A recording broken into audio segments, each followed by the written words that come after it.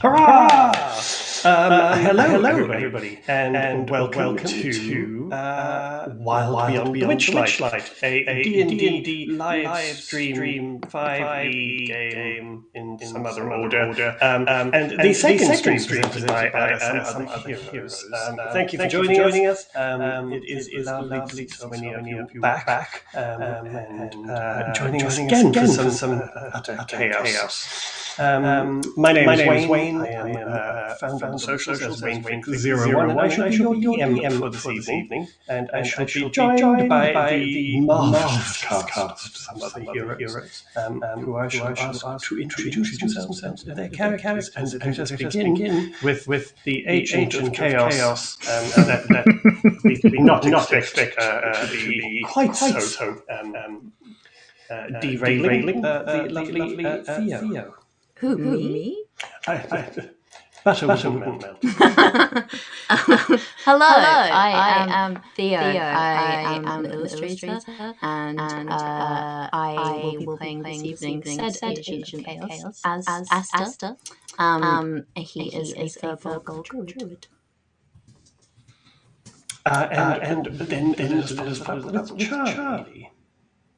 Hello, I am Charlie. I she, her pronouns. I am an illustrator, and I am playing Mona of Distance to Svalbard. It's a full given name. As a friend's caller. As a friend's caller, yeah.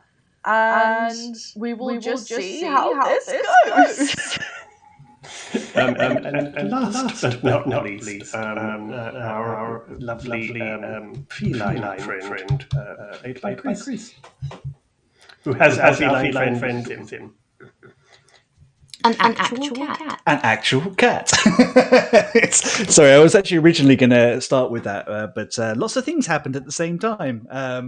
Hi, my name is Chris Mepham. I am an illustrator, a DM for the other stream we have of this, all-round geek and nerd. And if I seemed very quiet there, I was busy trying to fix some stuff so people can use caps lock in the chat. Go full caps. We don't mind. Just don't swear at us. No yelling. No yelling. We have a new boss, so if it does play up at all, just poke me and I will try and fix it, either on stream or between streams. So yes, we have an overly sensitive sensor bot. Also, if there is a bit too much of an echo coming through my microphone, I apologise. As I have decided to redecorate and move around in my office and now have bare walls everywhere. So apologies for that sound quality isn't up to scratch. But nevertheless, we shall continue. Sorry, I'm to interrupt you, Wayne.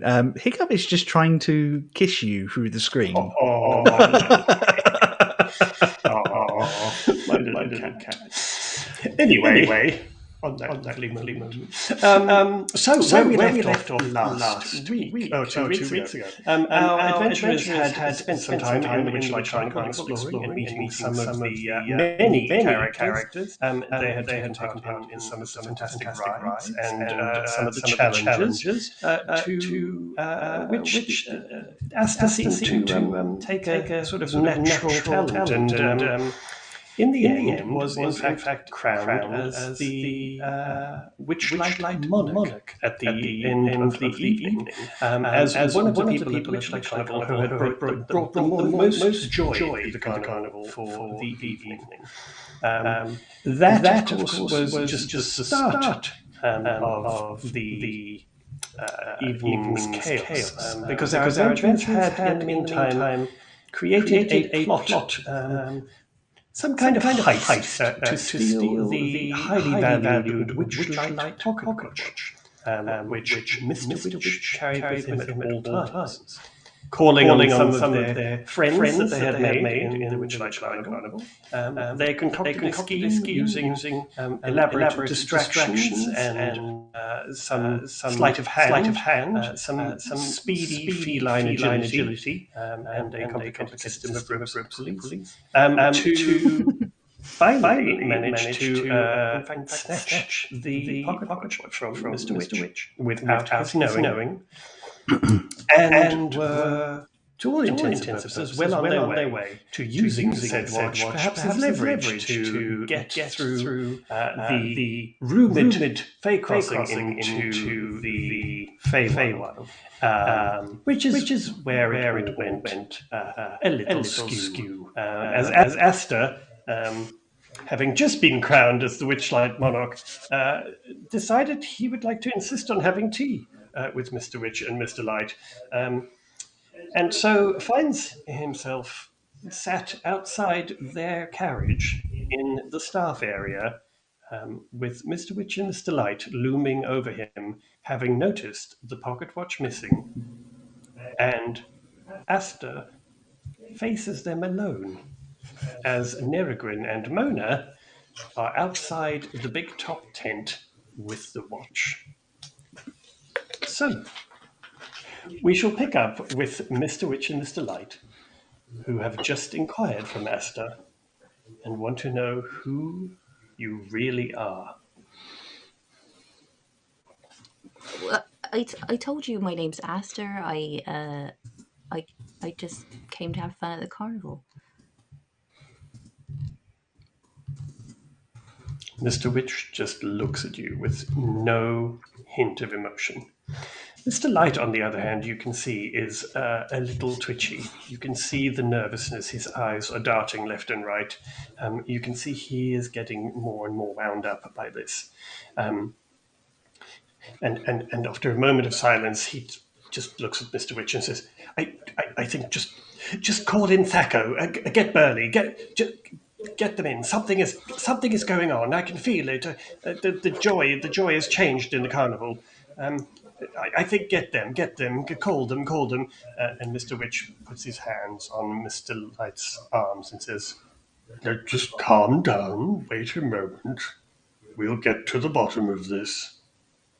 Yeah, there's no need for all that. I mean, we can just have a chat, can't we?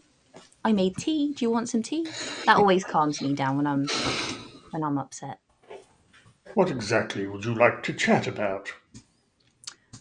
Well, what seems to be getting you so upset? I don't really understand what the problem is here. Something's missing, I take it? Roll a deception check.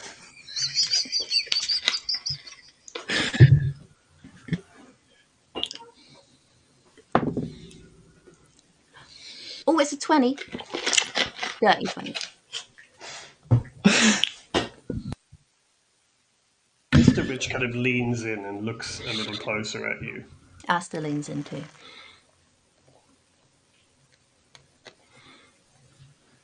Well, it doesn't matter what's been lost, but I know something has been going on here. And I find it a little too convenient that during your coronation there was all the hullabaloo and the water and various other things, and then something is stolen. So, who were your friends that you were here with? I believe you came with some friends I saw you walking around with. Snitches get stitches, Aster.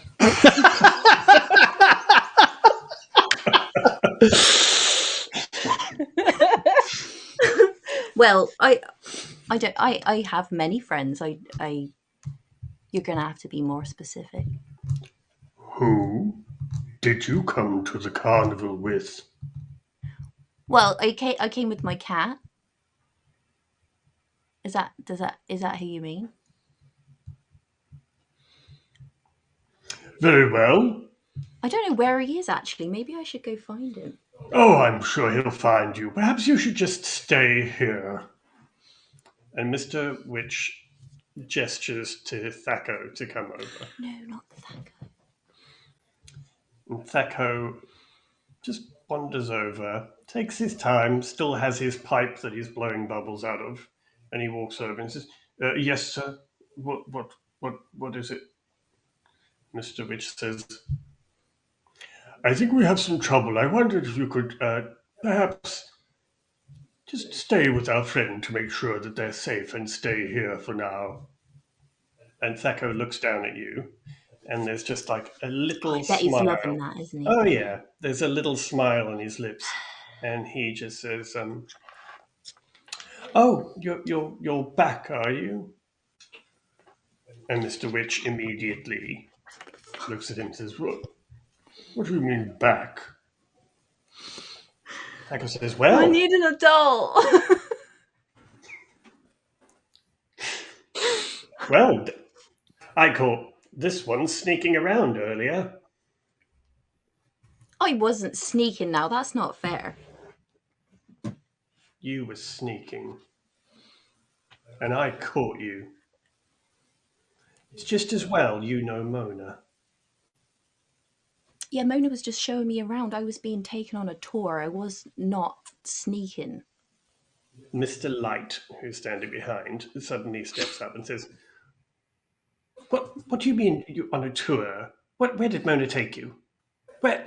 Oh, she was just showing me around the carnival, nowhere specific. Well, this area is not for people to see. Mona would never have brought you here. What have you, where is she? What have you done with her? I haven't done anything with her. She's, I don't know, somewhere doing her security thing. Right, that's it. We have to go. We have to go and we have to find what's going on. Come along, come along, come along. And Mr. Witch and Mr. Light kind of go off. Mr. Light sort of pulling him, and Thacker just literally stands in front of the chair that you're sitting on, and just stares at you with his arms crossed and his pipe in one hand. Doesn't say a word. Sorry. Michelle, that was too good. I can't believe I missed out on saying that in that accent. That would have been amazing. That's very good. And we will leave you there in your uncomfortable silence and stare off with Thacker. Mona and Neragwin, you, when we left you, were outside the tent, having nipped under one of the one of the tent flaps. The nimble cat that we have as Neragwin then gave Mona the Witchlight watch, and that's where we left you. What would you like to do? Help me.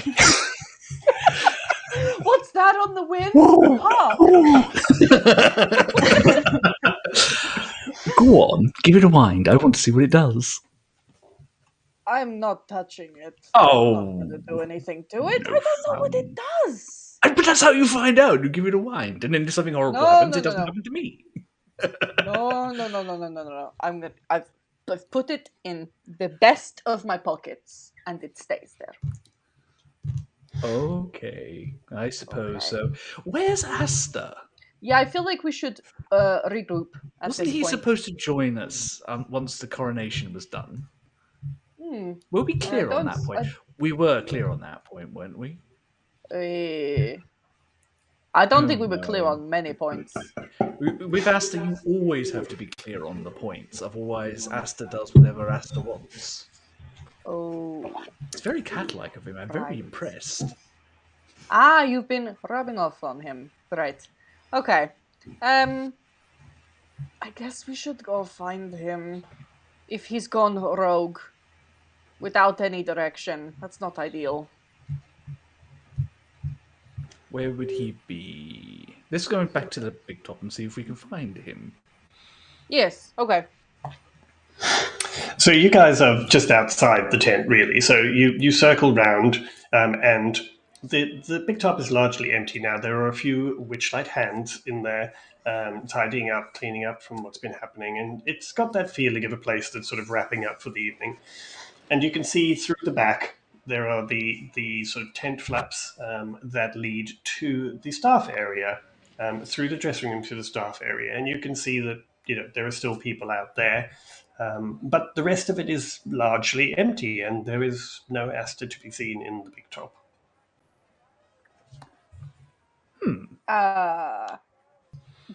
Can you?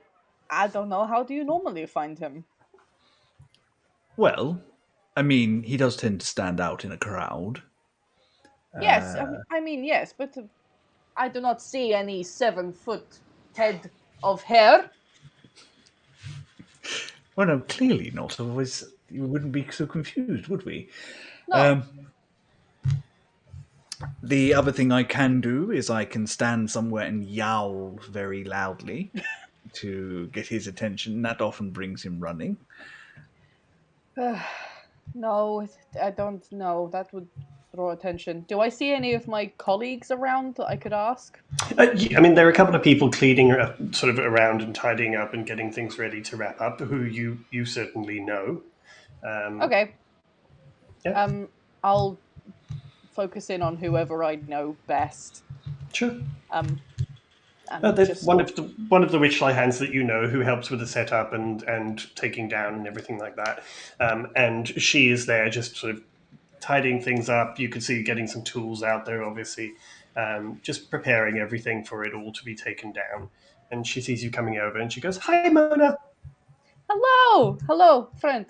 It looking spotless already. Good job. Have you seen where a recently crowned monarch went after the event was finished? Because we need to find them and congratulate them and all the other stuff. Oh, wait. Were they the big furbolg? Yes. Hard to forget. Yeah, well, I think Mr. Witch and Mr. Light took a liking to them because they went that way with them. That to I the know, into the staff stuff. area. Yeah. They seem to be having a bit of a chat, but I just saw them head that way. I don't know where they are at the moment. Okay. I know that's unusual, right? Yeah, you would know. Okay. Only staff go back there. It's not something that guests are ever taken to, or it's not something where there's any kind of catering for guests or anything. That would have been done somewhere else, not at the Okay. staff area where they sleep. Bitch has got alarm bells going. I mean, we already got So, thrown out of there once today. yes. Well, I mean, you two got thrown out of there. Thank you for the clarification. Right. Thank you. Carry on. Sure. Sorry to interrupt. No worries. Come on. And I'll gesture for me and Narragwin to go into the staff bit again. Cool. So you walk through the dressing area again, and it's still a bit chaotic. There's still all the bits and pieces from different performances lying there, ready to be packed up, and there's nobody in there. And you head towards the staff area. The tent flaps towards the staff area itself. At the back of the dressing room are in fact closed, but they're not sealed or anything like that. So, and you're going to head through those in towards where you were. Where you normally live, Mona, and where you were thrown out of earlier. Yep. Yeah. As you open the flaps to go through, Mona, you literally come face to face with Mr. Witch and Mr. Light, who are about to come into it. So they literally sort of bump into you. And there's that moment of kind of almost going to apologize and then realizing that it's you who they were looking for. And it's that kind of awkward moment. And Mr. Witch goes, "Ah, Mona, we were looking for you." Yes, sirs. How? What? Why? And Mr. Light says, "Are you all right? Oh, come here." And he pulls you through kind of so that you're standing in the staff area. He says, "Are you all right? There's some trouble, Mona. We may need your help with this." Nerrigan will just take this moment of confusion to just walk in like he owns the place. Roll a stealth check for me. With advantage because they are distracted with Mona. Okie dokie.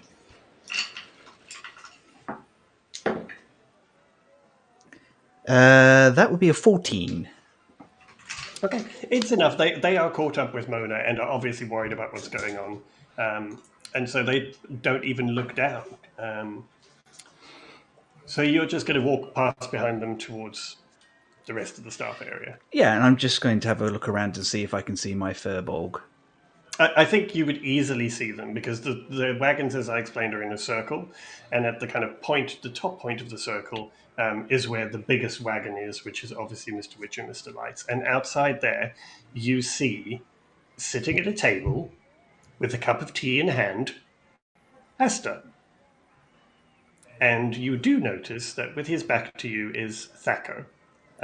But Aster is just sitting, drinking tea. Mona, back to you. Mr. Light says, "Mona, something's been taken. We have to find it. We have to find it." It's really important. Wait. Okay, go. What has been taken? Well, first of all, there's someone here who Thaco says you know them. But we thought they had something to do with it going missing. But now I don't know. I don't know what's going on. If I know them, then they're not going to have done anything wrong. I'm very specific about who I hang out with. You know. But they said you brought them on a tour and you into the staff area, and I know you'd never do that. So I don't. Oh, I see the misunderstanding. Yes, I was taking them on a tour, and bless them, they got very excited, and you saw how big they were. Those legs run fast, and they got ahead of me and accidentally ended up in the staff area, and it was a whole thing. I immediately tried to get them back out, but Thaco decided to interrupt that, and yes, whatever Thaco has told you, you know it is going to be skewed. Well, he's very loyal. Roll a deception check for me, man. I knew that was coming. Whilst they're doing that, I'm going to sneak away just a few feet, and I am going to make the sound of children giggling using thaumaturgy off to the side, just out of earshot, to see if I can get Thaco to go and chase the other intruders. Okay, we'll hold you there. Yeah. Mona, what did you roll for your deception? Sorry, I accidentally rolled athletics, and I was like, "Oh, nice!" Okay. I saw it come up, and I was really confused. It's like, wait, what are you doing? Mona's going to deceive them with her fist. Woo! Yeah, Mona's answer is yes, but. Yep. It was an 8. An 8. Mr. Light looks a little confused by all this, and he says, "But Thaco is very loyal. He only looks after the carnival. He's always been very. But how did your friend get through the protections if they just ran?" Oh, it was just as I caught up with them. I tried to grab the back of their clothes, just like you do with a toddler when they're being naughty. I tried to do that, and just as I got there, it opened for me, and so we both fell through. Mr. Witch, who's standing behind, looks at you and just says, "Mona, what are you not telling us?" I don't know what you mean.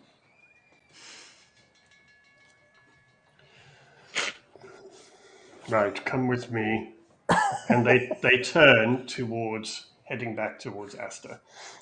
Neragwin, your thaumaturgy, as soon as the giggle of children is heard by Thaco, he spins on his heel and looks towards it with utter disgust, and immediately sets off to try and find where these children are.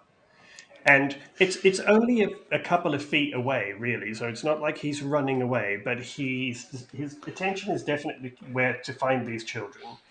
And he starts kind of looking behind things. He is not out of sight of Aster, but he is definitely looking for these things, for these kids. Mona, you are escorted up, not in an aggressive way, but they've asked you to follow them. Are you going to follow them? Yeah. And they walk towards Aster, who is sitting there, teacup in hand, and Mr. Light says, "Is this your friend? Is this your friend? This is the one." Aster, I have been looking for you. You ran off. Sorry. Well, they were on stage for the crowning, and then they asked to have tea. I haven't seen them since they ran off. Right. Well, okay. You stay here, he says to Aster. You stay there. You stay there. Oh, don't worry. I will keep a close eye on them. Mona. I need to have a word with you. We need to have a word. Come on. Okay. And they take you into their carriage. And Mr. Witch says, "Mona, I feel like you're not telling us something, but we have more pressing matters.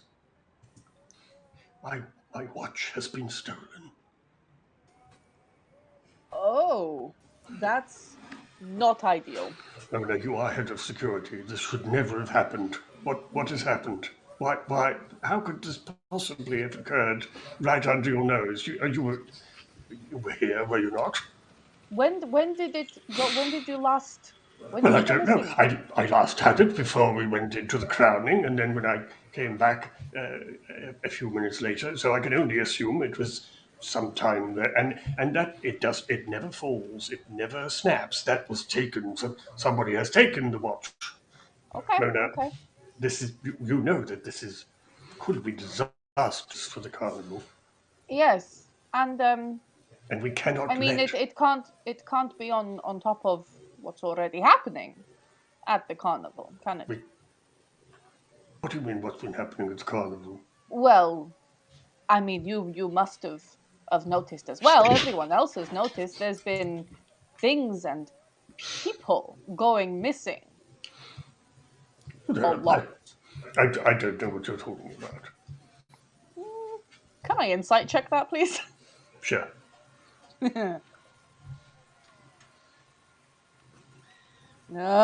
10. I mean, he's very hard to read. I mean, from everything you know so far, you suspect he at least knows something is going on. How much he knows, you cannot tell. Okay. And he just says, "No. This is just someone has taken the watch. We have to find it, Mona. We have to find it.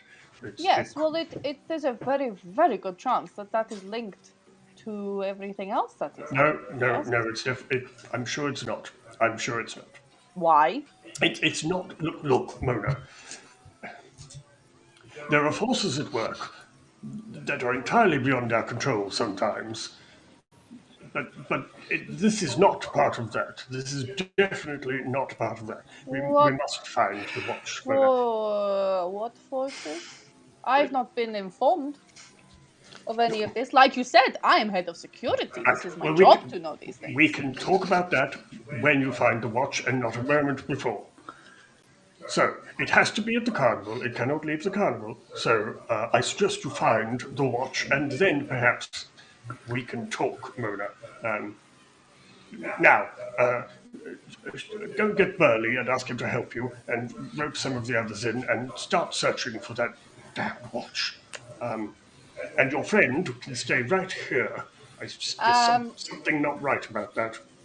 no, the friend, I'd like the friend to come with me. No, I'm sorry, Mona. That was way too coincidental. They must stay here. What the monarch, the person who brought the most joy to the carnival, the one that won the snail race, you're keeping them because you think they did it? They, they are quite peculiar. Roll a persuasion check for me. Okay. Oh, come on, Mona, babe. That's a 9. Sort it out. There is a moment where he thinks about it and he just says, no, there's definitely something wrong here. Right, Mona, you look for the watch. Nerrigan, where are you at this point? I was actually going to ask you where I'm at, like how far Mona was pulled away from Aster. Also, I'll throw another giggle a little further away from Thaco. Thaco is determined to find these children. And throttle them. Yeah. Just so you know, as a sort of metagaming thing, Thaco absolutely hates children. So it was the perfect ruse for Thaco because he is absolutely anti-children. So basically, what happens is Mona was pulled behind Aster to the wagon, and this conversation is happening kind of right in the doorway on the side of the wagon. Aster is then sitting in front of the wagon having tea, and then the circle opens out in front of Aster, and you are to the side, which is where you went in. So you are probably about, I would say, probably 15 feet away from Aster if you're hiding.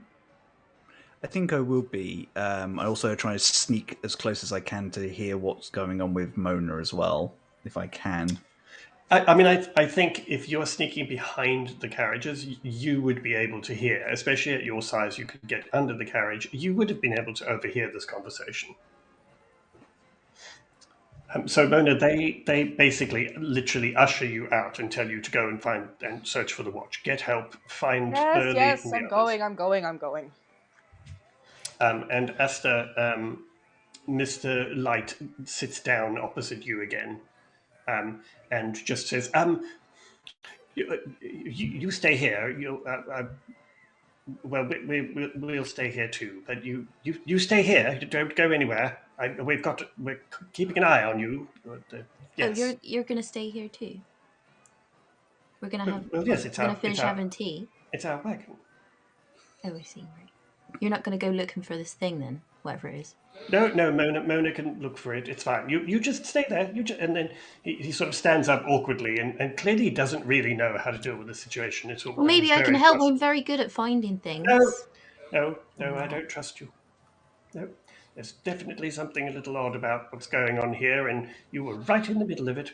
Right in the middle of it.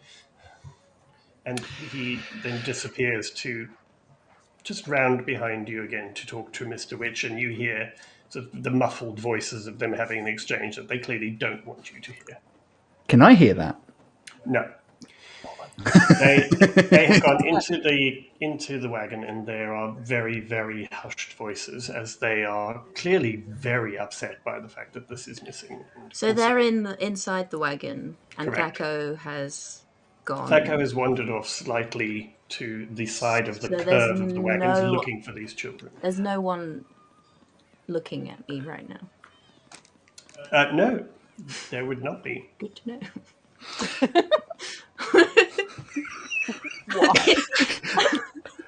Well, if there's no one keeping an eye on me, I can just leave, right? You can try. Straight up, like, I'm just gonna go. I think I'm out. I mean, they are completely flustered by this whole situation. So at the moment, you are largely left unattended. I mean, Thaco is nearby, but is not watching you.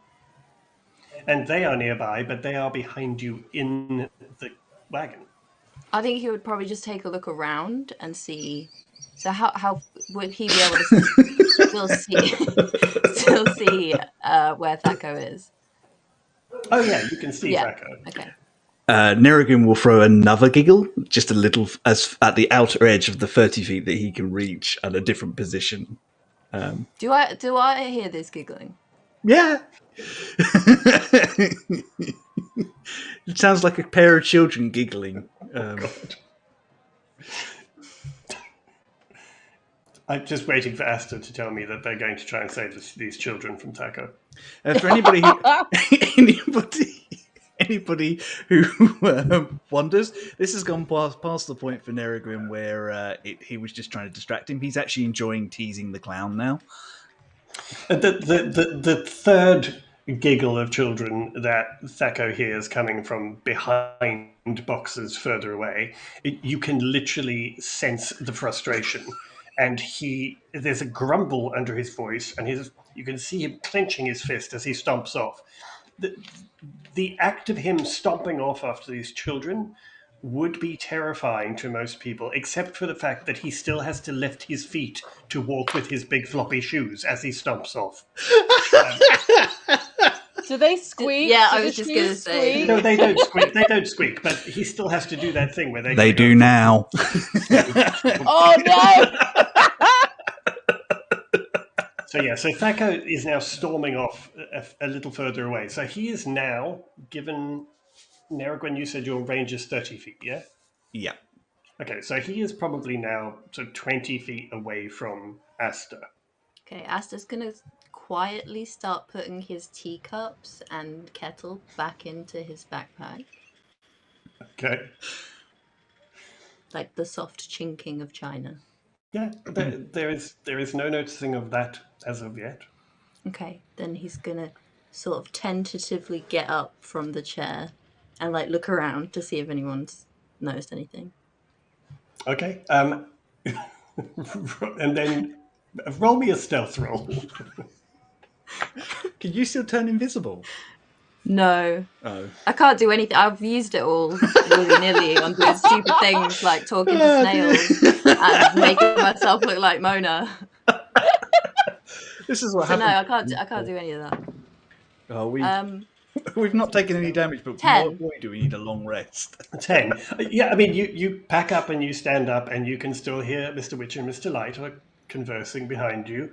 They're muffled noises coming from the wagon, and as yet, Thaco is sort of still distracted by what he thinks are some children who are tormenting him from the darkness. Sorry, I keep getting distracted by the chat messages. I will very sneakily head towards the edge of the... I don't want to go straight across the big old wide open circle, so we'll try and sneak around the edge.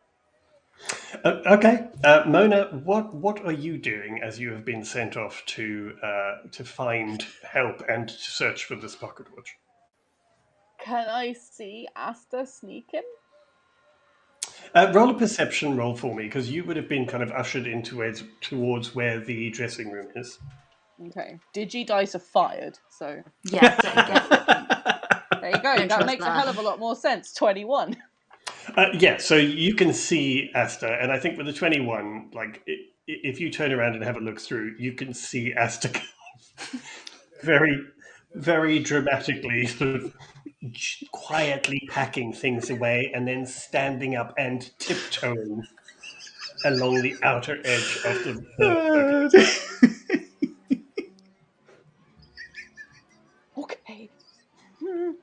I'm gonna... I think I'm gonna go back in and try and cause some sort of distraction, just in case. Wait, Mr. I can Witch still and go Mr. invisible. Light. Sorry, everyone. Okay, so if you walk in, so if you're facing, trying to think how to explain this. If you're facing into the circle of wagons, directly ahead of you on the furthest side is where the main wagon is, where Aster was sitting.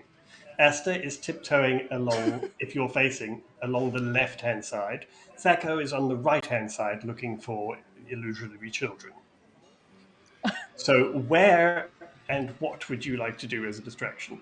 With my perception, can I tell who's more likely to spot Aster? I mean, Witch and Light are currently in their wagon. Yeah. So it would be Thaco. Oh, If he God. turns around, he will see Aster on the other side of the wagons tiptoeing. Alright, I take a deep breath and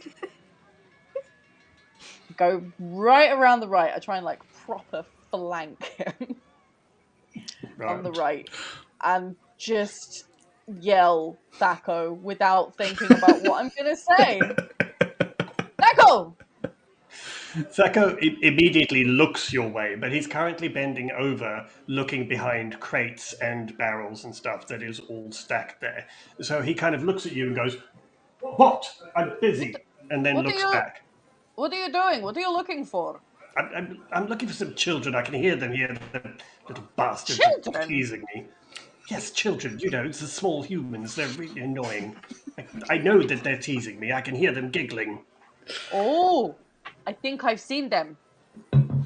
What do you mean you've seen them? I just heard them over here. Yes, I know. I think I saw them run from where you were to over there, and I'm going to point as far right as I possibly can. Okay. Roll a deception check for me. So many deceptions. I am being kind by not letting your previous crappy rolls carry on for this one. Thanks. Hey, Well, it's okay. That was another one. it's a new lie. That was a what? That was an 8. Oh my god. So Thaco kind of looks over there and says, "Well, I'll look in a minute. I heard them here. I know they're here somewhere. Damn it." And he's going to carry on looking, but he hasn't turned to see Aster yet. Okay, I'm going to stay put until I notice Aster is out of sight, just in case he tries to turn his head and I'll fall dead or something.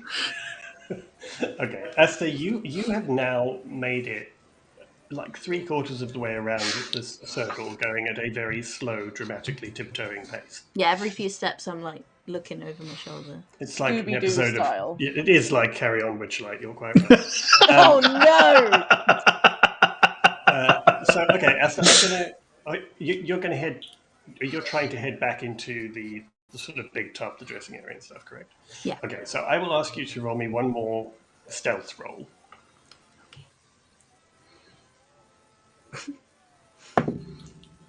Oh, it's good. It's a 19. Hey! Okay. Thaco is occupied with finding these imaginary children, and Mona is standing behind Thaco, arms crossed, sort of blocking any side peripheral view that he may have of movement from where you are. And you tiptoe around, and you make your way into the dressing area of the big top, Oh, unseen by Thaco, and so far, your presence is sort of not noticed to be missing by Mr. Witch and Mr. Light yet, as they are still inside their wagon, clearly very concerned about what's going on. Neragwin, what are you doing? I should probably leave this clown alone.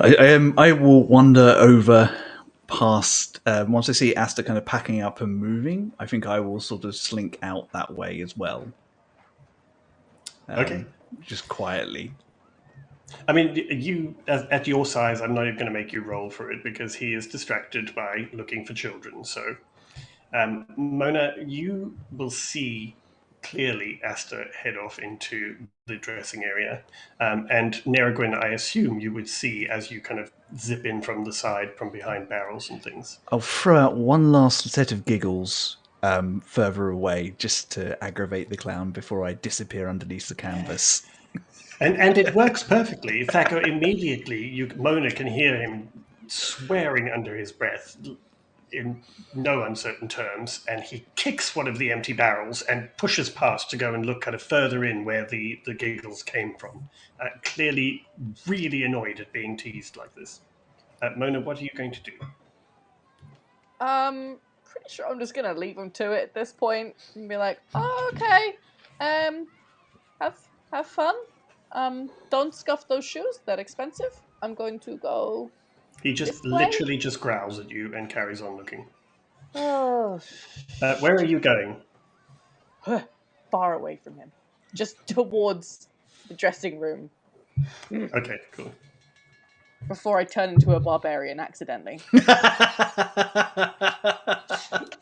Cool. So you get into the dressing room, and Aster is standing there, kind of behind the sort of the tent flaps, kind of trying very hard to kind of be small in his 7-foot odd frame, but keeping very much out of sight of what can be seen from the staff area. Neragwin, I would assume, is sitting in the middle of the whole thing, very clearly having a wash. inside the staff area, just washing himself inappropriately. Actually, I'll wait until people are looking at me, and then I'll start washing myself inappropriately. Of course.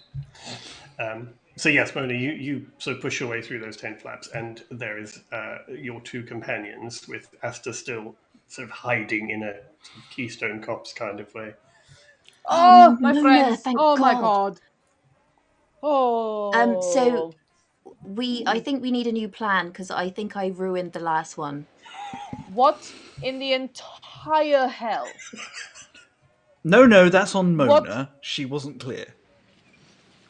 Well, yeah, I mean, right, yeah, no. you didn't say that I shouldn't. They didn't say not.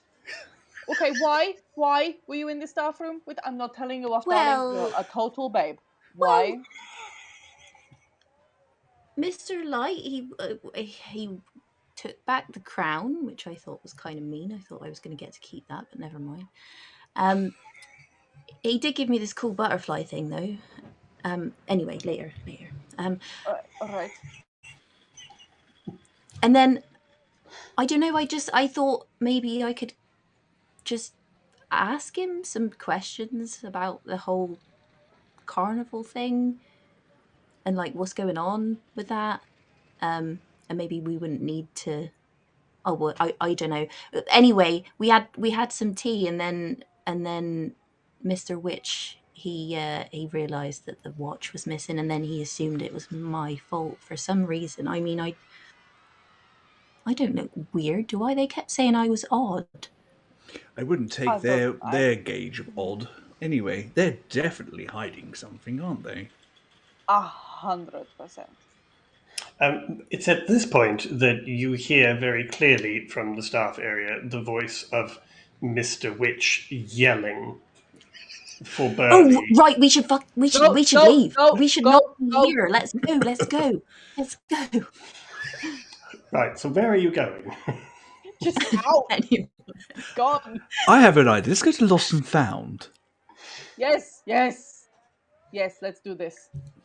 Okay. So you are heading to Lost and Found, yes? Uh-huh. The lost property. Okay, so I mean, you can get from there. There are a lot of people still milling about. People are heading towards the exit, but there are enough crowds for you to kind of snake your way through them without, standing out too much. And you make your way through to Lost and Found, or Lost Property. And as you come into the area, you see Durlagon, and they are sitting on their wagon, very quietly, just sort of watching as people are slowly packing up and people are leaving. And they see you come around the corner, and Durlagon just kind of lowers their head and looks at you, raises an eyebrow, and can see you are clearly in a hurry to get here. And Durlagon just goes,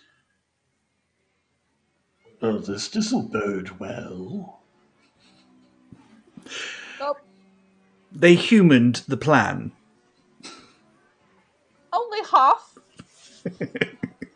But I think it might be salvageable. You do? How? Because I'm very clever, that's why. Do you have a plan? I might have a plan. I have Let a us couple get out of sight first, may I suggest? Right, Darla, come on, my friend. in the wagon. What happened? But wait, first, did you get what you were looking for? Yes. That part of the plan went beautifully. That went well. So what Went. went wrong if you got what you were trying to get? Well, Aster is a fugitive. To be Daco fair, is breaking all the barrels in rage. And they've figured out that we've got the thing we want and they're not happy about it. Mr. Witch, Mr. Light, not happy about it, and that is why Aster is a fugitive. And the plan we're at the stage we kind of need to be at, but it's a bit of a mess. I think our simplest solution is to reasonably come clean, say that we have the pocket watch and we have every intention of returning it, but for the honour of doing so, we require some truth and a small a bit of information. And then the question I have for you is, are we saying we found the watch, or are we saying we just have it? We just have it. I don't think they're gonna believe we just happened to find this thing. Yes. No, turns out I'm not good. I mean, my other option was things. for a comedic chase with you chasing me with me holding the pocket watch for a while, but we've had enough slapstick for today, I think. I don't understand that concept. Durlagon kind of listens to this, and then they go, "Correct me if I'm wrong, but wasn't the whole point to get a bargaining chip? So you have the bargaining chip, so..."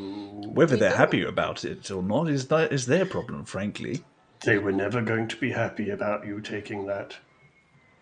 Well, so I suggest we march back there, say we have it, we will return it. I did a really good job of sneaking away. We're just going to go back there. Job. Nerrigan will just put a paw on Aster's leg, and I'm certain you will do an amazing job again. Oh. Mona Durlagorn looks at you and says, I'm not sure they're going to appreciate your involvement, so, Maybe you can catch it. You can apprehend us. I don't like that idea at all. That wasn't going well for you before. Hand us in, and then you won't get in trouble. Well, I don't want Mona to lose her job. No, I'd rather not. Well, part of the bargain is going to be we're going to fix whatever's wrong with the try and fix whatever's wrong with the carnival. Find out more information about it. I think it's related. Yes. Feels like it's related, don't you? We are on the same side. Like, it's not like we're trying to do something terrible. We just needed them to sit down for a second and talk to us. Where did our Kenku friend go? Your Kenku friend has been standing outside the tent where Mona left them because they were not going anywhere near Witch and Light. So they are still waiting outside the big top. Okay. Okay, well, we go get our Kenku friend and then we go talk to him. I don't know, what's the plan? I suggest we talk to him. Maybe it's better if you don't tell me. Oh, but what if we don't tell you and then you just do something like go and have tea randomly with strangers? Yeah, good point. Okay, so we need to approach them with the bargaining chip. I'd like to not lose my job, but do you think just explaining why we've done what we've done would be enough? Yep. Well, I'm glad you're confident. I'm always confident. You've met me. That is true. Stella, what do you think? I can't see them being happy about your involvement, but they need that watch. And you have been here for quite some time, so perhaps explaining that you have a purpose in doing this would mitigate some of the damage. Yeah, one would hope. And I mean, as well as needing the watch, they need the carnival to not be getting worse like it is. Okay, alright. I say we just approach them honestly, saying we have the watch. And we want to bargain with it. Okay. Well, I mean, we can even be more intentional to say exactly the reason we pinched the watch in the first place is so we could have an honest conversation with them. Okay. That could just work. It is the truth. That was our original intention. Is. And like I said, we are on their side. Like, we're trying to help. It's not like we've got nefarious cause. Yep. Also, I don't mean to be rude, but you don't all appear to be terribly good at deception, so perhaps truth is the best way to go here. Yes, I've sort of learned that I'm not super good at spinning a yarn with people. Who's got yarn?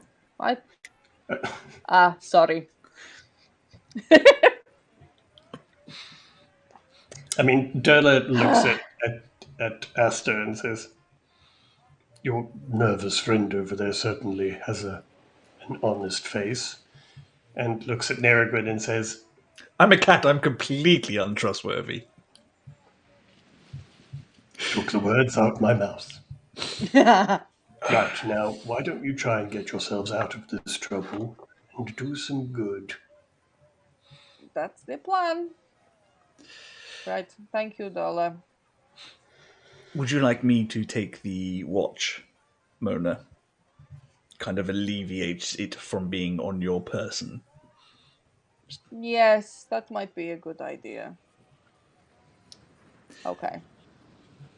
I just, hand the watch to you? there's it's slightly awkward, but Nerigwin is capable of taking the object, and I think it tucks it into a small pouch on the harness that they wear. They got like cat saddlebags. Yeah, pretty much. Oh, I want you to have a little backpack. It's so adorable. Can't have a backpack because I've got my buckler. Oh, of course. Yeah, which is Obviously. Duh. But yeah, I've got pouches. Right, so you're going to head back towards the staff area where you just came from, yeah? Yes. Yeah, I guess so. Okay. We're just back and forth from the We start. just needed to have a team meeting. And then if the heat gets too much in the staff area, we're like, shit. Come back. Okay, they've all calmed down. Let's go back. Let's just break there, and we'll come back after everyone's had a cup of tea, and we can start the negotiations again.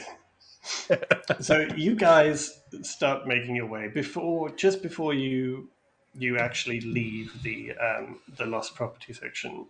Durla puts a gentle paw onto your shoulder, Mona, and says, "If you do get through the crossing, don't forget to look for my cub." Of course, I won't forget. Thank you. And good luck. And Durla turns back and walks into their wagon. Yes. So you May the guys, best adventurer win. you guys head back, and people are starting to thin now in terms of the crowds and stuff. And you head back towards the big top. Most of the sort of inside of the big top is being sort of cleared away and tidied up, and just mainly the structure is left, which Mona, comes down with the rest of the carnival magically, so it's not something that people take down manually. And you walk through this dressing area where most of the things have been tidied up by now, and it's all looking very quiet and sparse. And you are now standing in front of the tent flaps that lead to the staff area again. So, is there anything that you want to do or say or discuss before you walk into the staff area? So we're clear. We're going to go in. We're going to be honest about what happened and why we did it. And then we offer to return it on the proviso that they show us where the crossing to the Feywild is and explain their part in concealing what's been going on here. Yes. To what extent do you want to explain your original purposes for being here, friends? Because I feel like they might ask. We're looking for the Fey crossing. Okay. Something's wrong with this carnival. That is apparent. And we think the answer are across there. But are we going to tell them that we've been sent to look for the Fey crossing, though? Mm-hmm. I think it's as easy as that. We don't really need to conceal that. I mean, if they're going to ask why we want to go to the Feywild otherwise. Right. And, which one of us is going to do the talking? I mean, I feel like I should be the opener because they know me. But from there, you can sort of chime in whenever you need. Do you want me to take the lead on this one? I'm going to cast guidance on Mona. Ah, thank you. Remind me what that does. You get a D4 to add to any ability check. Nice. Yeah. Thank you very much. And you can roll it after you've rolled your D20. Oh, good to know. So if it's crappy, you can add a D4. When it's crappy. I said if. I said when. So you, the three of you, brace yourself. Take a deep breath, and Mona leading the way, you throw open the tent flaps that lead to the staff area. And as soon as you step through, Mona, in front of you on the far side, in front of Mr. Witch and Mr. Light's wagon, you see them standing. And thought you were gonna say Thaco. Thaco is standing with them as well. But Mr. Witch and Mr. Light are standing there. Mr. Witch leaning over the table. Mr. Light is sitting at the table, looking very frazzled and sort of very erratic movements and gestures. And as soon as you make your way through, Mr. Witch sees you step through, and then sees the two next to you, including Aster. And there's a momentary pause before Mr. Witch says, "Mona, you caught him. I knew he was going to try and escape. Bring him over here." Sirs, I think we should have a chat. What do you mean we should have a chat? Just bring him over here. Bring. No, we need to have a chat. It is very important. It is about the missing item and everything thereafter. So, may we? And I gesture to the wagon. He turns to Mr. Light and they have a couple of whispers quietly, just for a second, and then he turns back and says, "Very well. Step inside."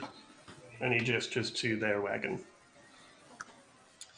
Your walk to the wagon is one of those that, while only a few seconds, feels very, very long as Thaco stands, arms crossed, watching you and glaring at you. Aster just waves at him. He glares twice as hard at Aster. But doesn't move, doesn't say anything, and lets his bosses take the lead. Mr. Witch and Mr. Light stand by, looking concerned and a bit confused by all of this, and they gesture to you to step into the wagon. When you step into their wagon, it's not some huge train carriage. It's a small wagon. There are two beds, sort of bunk beds, one on either side. They're raised up. One looks incredibly plain and is a bit untidy and disheveled. The other has garlands of fabric and bright-colored throw cushions and bells that line along the bottom of it. It's very obvious who sleeps where. And in the center, there is storage and there is a table, which is probably able to take 4 people around it, a round table, but not much more than that. And oh no, Thaco can't join us. What a shame. Thaco stays outside. He is not invited inside. I would not have let him in this friggin' cabin. They just need you to have a seat. To all of you. And they have done that, and you have stepped inside and sat down. There is just silence, and neither of them says anything, and they just look at you and wait. So, we have an update on the watch. Very well. Did you find it? I'm gonna sort of look at Nerigwin. Meow. I'm kidding, of course. Your face, Mona, that was... I think Mona had a brief moment where she was like, have I been hallucinating the whole time? Does this cat not talk?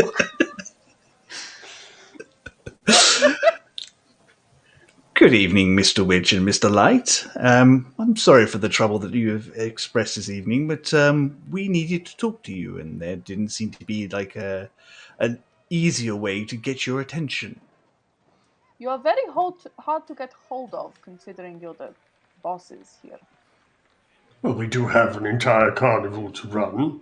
True. Keeps us busy most of the time. Also true. But we are in need of your assistance, and we're also in need of some information and a couple of truths, if you will. In return, of course, you can have your watch back and our promise that no malice was ever intended in this matter. Simply, we just wanted to talk to you. And there was no better way that we could find. And we tried. Hence, Thaco seeing us here earlier. Oh yes, we've been trying for quite a while. Been a bit of a pain, if I'm honest. So you're involved in this then, Mona? Only because she is assisting us in trying to track down a greater good. Yes. What greater good? There is something deeply wrong with your carnival. People are going missing. Mischief abound. Creepy creatures crawling through reflections. And all of it seems to point towards something going on beyond the realms of this reality. Mr. Light immediately sort of speaks up and says, "Oh, come now, you're just being dramatic. There are all sorts of strange things I am a that happen cat, at the sir. carnival." I am always dramatic. Well, that's a very good point. But there are all sorts of strange things that go on at the carnival, and there's much magic, and all sorts of things travel here from the Feywild, etc. You're just being dramatic. There's nothing wrong with the carnival. Besides, the wheel of time turns ever on. What's lost is lost. What's gone is gone.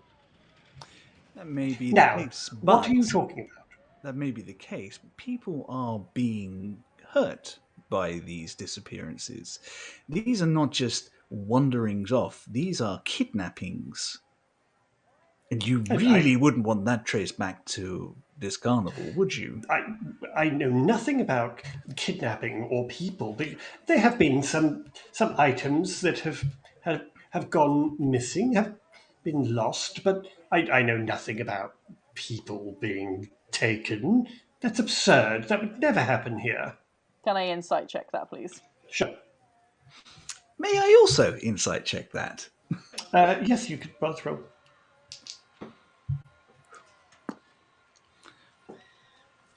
A 20 of the dirty kind. Yeah, No. mine's a 7 of the dirty kind.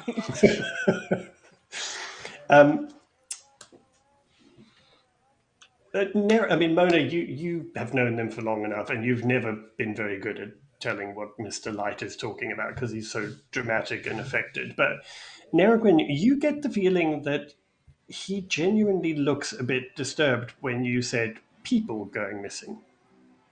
Oh, come now, sir. Objects are not people, and I think you very well know that at least a couple of your employees are missing people they very much care about. Well, I don't think it's the same thing at all. Why? Look. Why are you so convinced of this? Well, we can talk about that. But what exactly is it that you want? We would like access to the Fey crossing that is within this carnival, so that we may go across and investigate further. Mr. Witch says, "Investigate what?" Disappearances. Somebody has sent us because somebody they care about has gone missing. We intend to go and find them, and the last known location of them was in the Feywild, and the best connection to them was this carnival, where similar things have been going on. Who's gone missing in the Feywild? Many people, by the sounds of it, not short of which your cub of your very dear Derligron. Hurley is missing, and also one of our benefactors' patrons has gone missing. Which patron? Mr. Witch leans forward and looks at Nergwin. Do you want our help? We can help you get out from under whatever is happening here. If you want our help and you want some truths, then we expect truths from you too. Who is it that you are investigating? What patron? You're gonna have to say, because I can't remember the name. Vilna. So her name is Sibilna.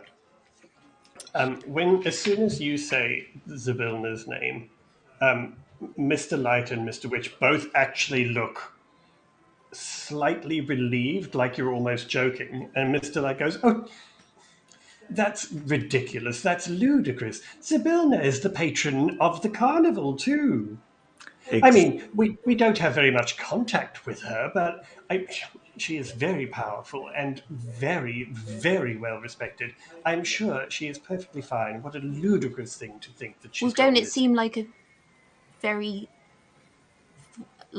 strange coincidence that she's gone missing and then all of this stuff starts happening at the carnival, which she is a patron of? Wouldn't that suggest that there's something going on there? You have to see these links by now. No one is angry. No one is disappointed. We just want to help. At this point, you guys hear some kind of raised voices coming from the staff area, and you can't hear exactly what's going on, but you hear some raised voices, and then you hear a very recognizable squawk.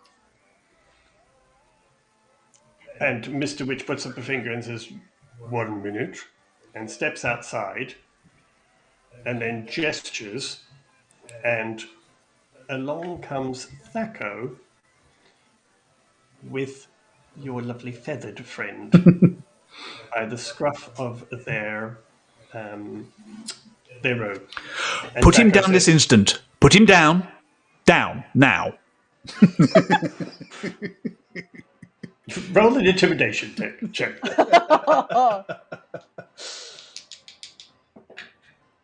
You're not going to believe this.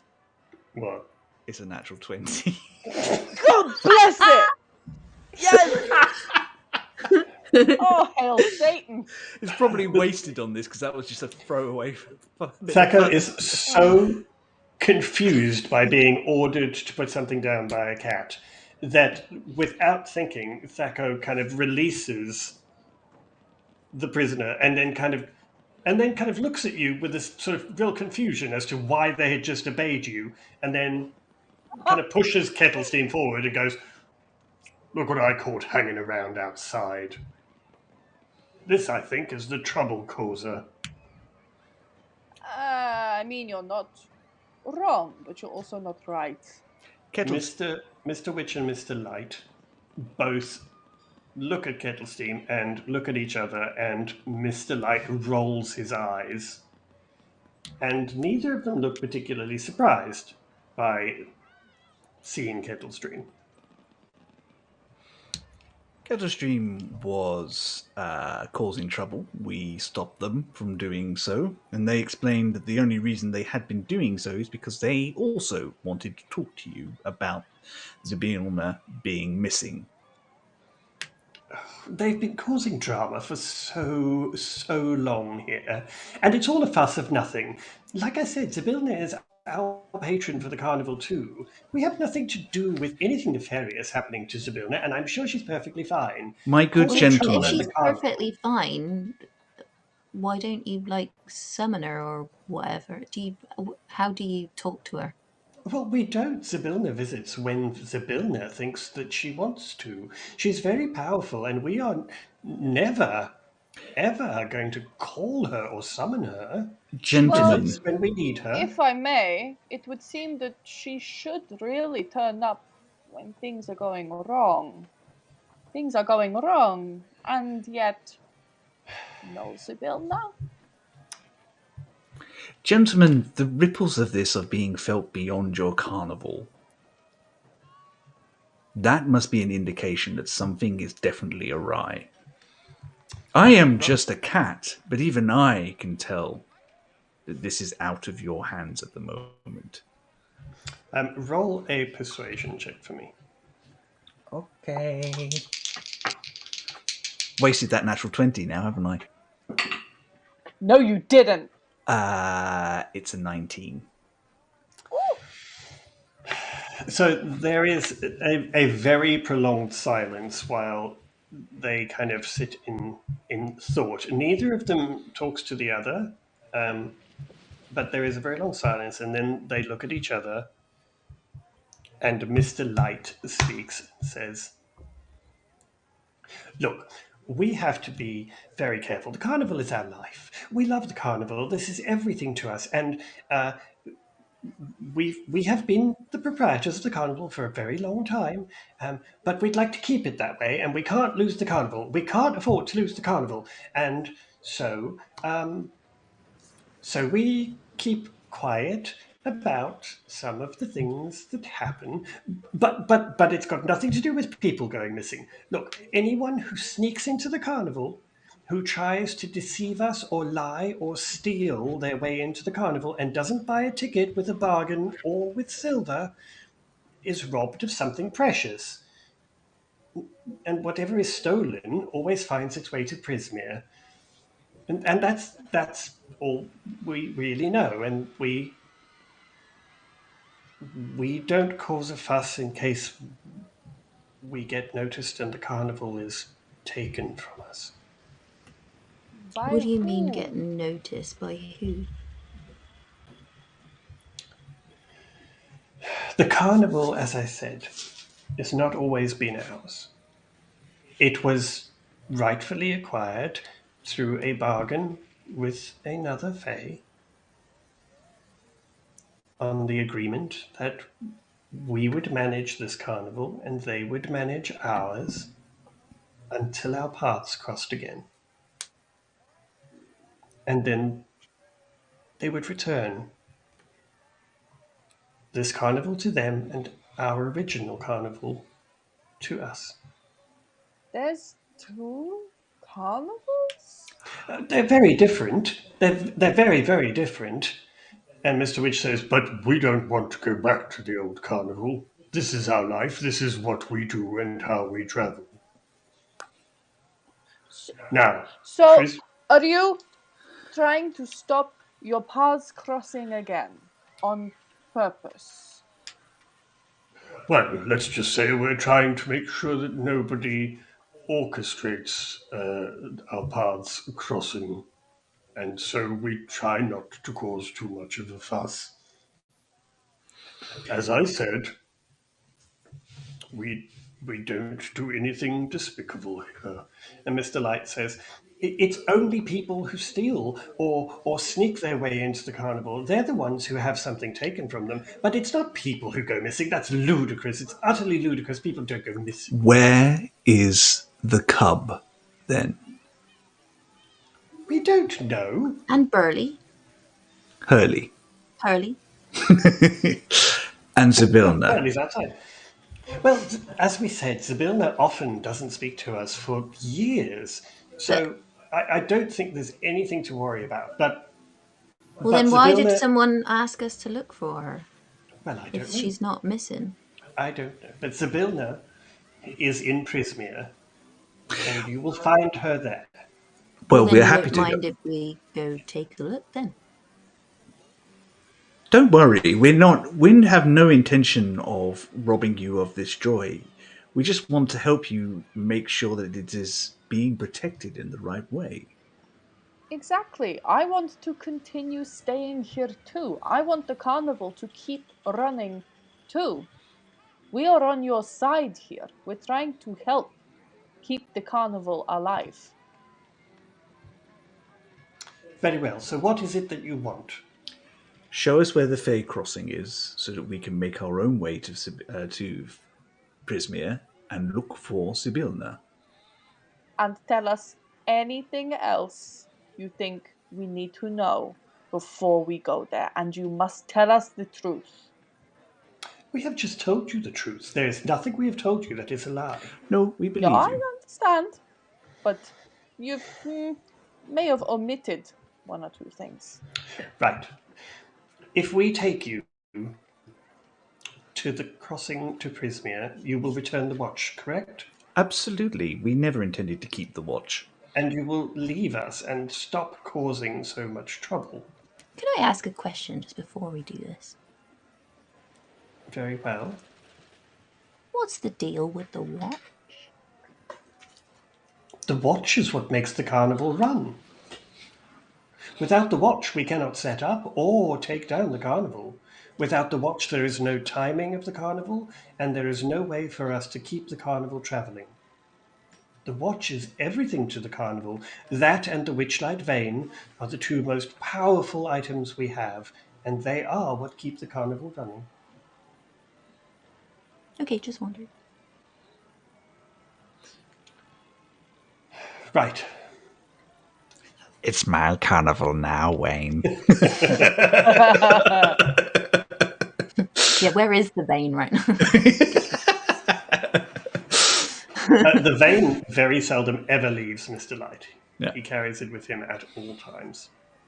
The one thing you would have noticed with the vein with him is that whenever Mr. Light is sort of chipper and happy and things are going well, the top of it sort of spins at a decent pace. And during this whole conversation, and when all of this has been happening, it's turning at a very slow pace. And by now you already know from the crowning that it is tied to the joy of the carnival. It's kind of like a dog's tail. Totally. So Mr. Light stands up and Mr. Witch says, well, if you're ready, we will take you to the crossing. Right, Thank you. let's go. Are you coming with us, Kettle? Kettlestein stands up and sort of cautiously looks at Mr. Witch and Mr. Light, clearly a little unnerved by them. And Kettlestein just says to you, I cannot cross into Prismere because of my patron. We cannot cross into Prismere, but you will find Sibylla. That is our goal. We will. Good. Thank Well- you And for then your help and Kettle- your chaos. Kettlestein kind of looks at Mr. Witch and Mr. Light and just visibly goes and snorts and looks very haughty and walks away ahead of you. That crow very much cares about people. He might be a good employee if you give him the right tasks. Neither of them say anything. I'd take him on surveillance, just saying. Right, so if you are ready, they are ready to usher you out. Are we finally going to play the game? This is the longest training prelude I've had in any game ever. This tutorial has lasted Jesus forever. Christ. Anyway, Mr. Witch and Mr. Light sort of pull themselves up and trying to gather themselves and not look like they have basically just been dragged over the coals and bargained with. So trying to regain some semblance of control, they both walk ahead of you. Total confidence that you'll follow, but you can see that Mr. Witch is very regularly kind of just casting a glance to make sure you are following. Which is funny because Nerigwin's actually in front. And they don't. That's the thing is, every now and then you'll see Mr. Witch kind of looks around to see where you are, and then realizes you're in front, and then it's fine. And it's a constant kind of like, oh, no, where's it gone now? Oh, there it is. They walk you through the carnival, which by now is largely empty. There are a few last kind of people hanging around, but mostly it is quiet, and things are kind of winding down totally. And they walk you through the carnival, and you walk from the big top. You walk around past the where you went for the bubble pop teapot, past the Pixie Kingdom sign, and it We just never went to Pixie Kingdom. You said No! it wouldn't be safe for the pixies. And That just when you start to feel like they have taken you in a giant circle and there's sort of something odd about this whole thing, they stop in front of the Hall of Illusions. Oh, God. Bloody knew it. And First place we went as well. God. They gesture to you to enter the Hall of Illusions. And they follow you in if you're going to head inside. I think at this point, I think we just trust them on this. They know where this thing is. And they don't have their watch back yet. That doesn't want to see Pig Child again. So you step inside the Hall of Illusions, and because everything outside is now kind of wound down, there is a really just unnerving kind of silence. Everything is really, really quiet. You don't hear anything coming in from outside. It's very odd. And as Witch and Light move through the Hall of Illusions, you can see their reflections in the mirrors like you saw when you came through. And because you are working very close to them, you see reflected in the mirrors, first, the usual kind of weird, distorted mirror shapes that are clearly meant to amuse. And then you see them both as dark-skinned Shadar High elf children, both very gloomy, both in very drab clothing. They look miserable, and they're well dressed. It doesn't look like they are, impoverished or anything like that. They look like they have very fine clothes on, but both just not what you would have expected at all. And then you can see them slightly change into kind of gangly young men. And then when you all reach the point where you are facing mirrors that have once again got the reflection of you in the present moment in them, they stop. And the mirrors now reflect everyone's true age. And these are the same spots that you guys were in. These are the mirrors that you passed. There's nothing new here. And Mr. Witch addresses the group of you and says in a very kind of quiet tone, "Everything you seek and more lies beyond this mirror. If you mean to step through, then stand in front of the glass and repeat this rhyme. Each of you must say it in turn before you step through the mirror. The rhyme is, hither, thither, here and there. Wander, yonder, show me where."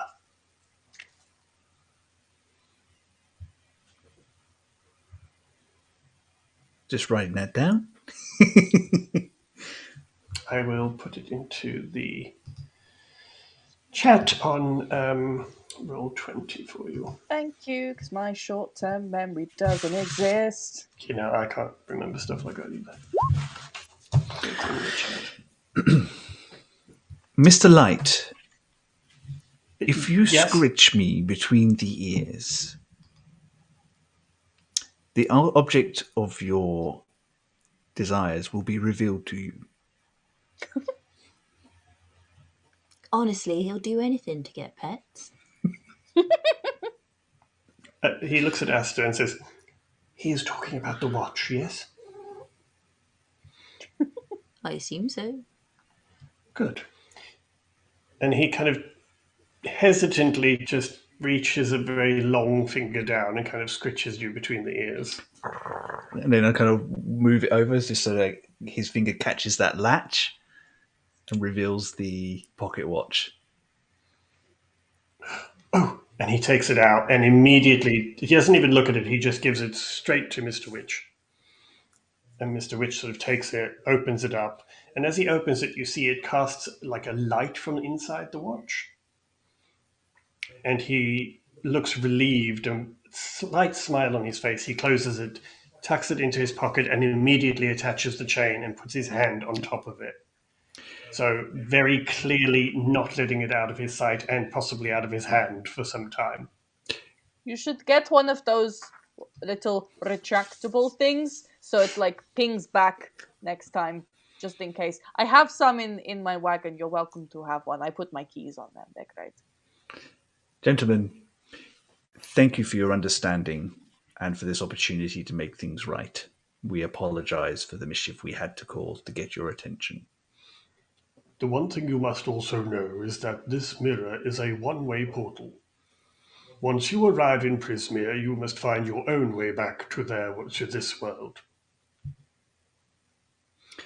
Okay. We do not travel to Prismere. We do not know how you get from there. We know only that you may get there through the mirror.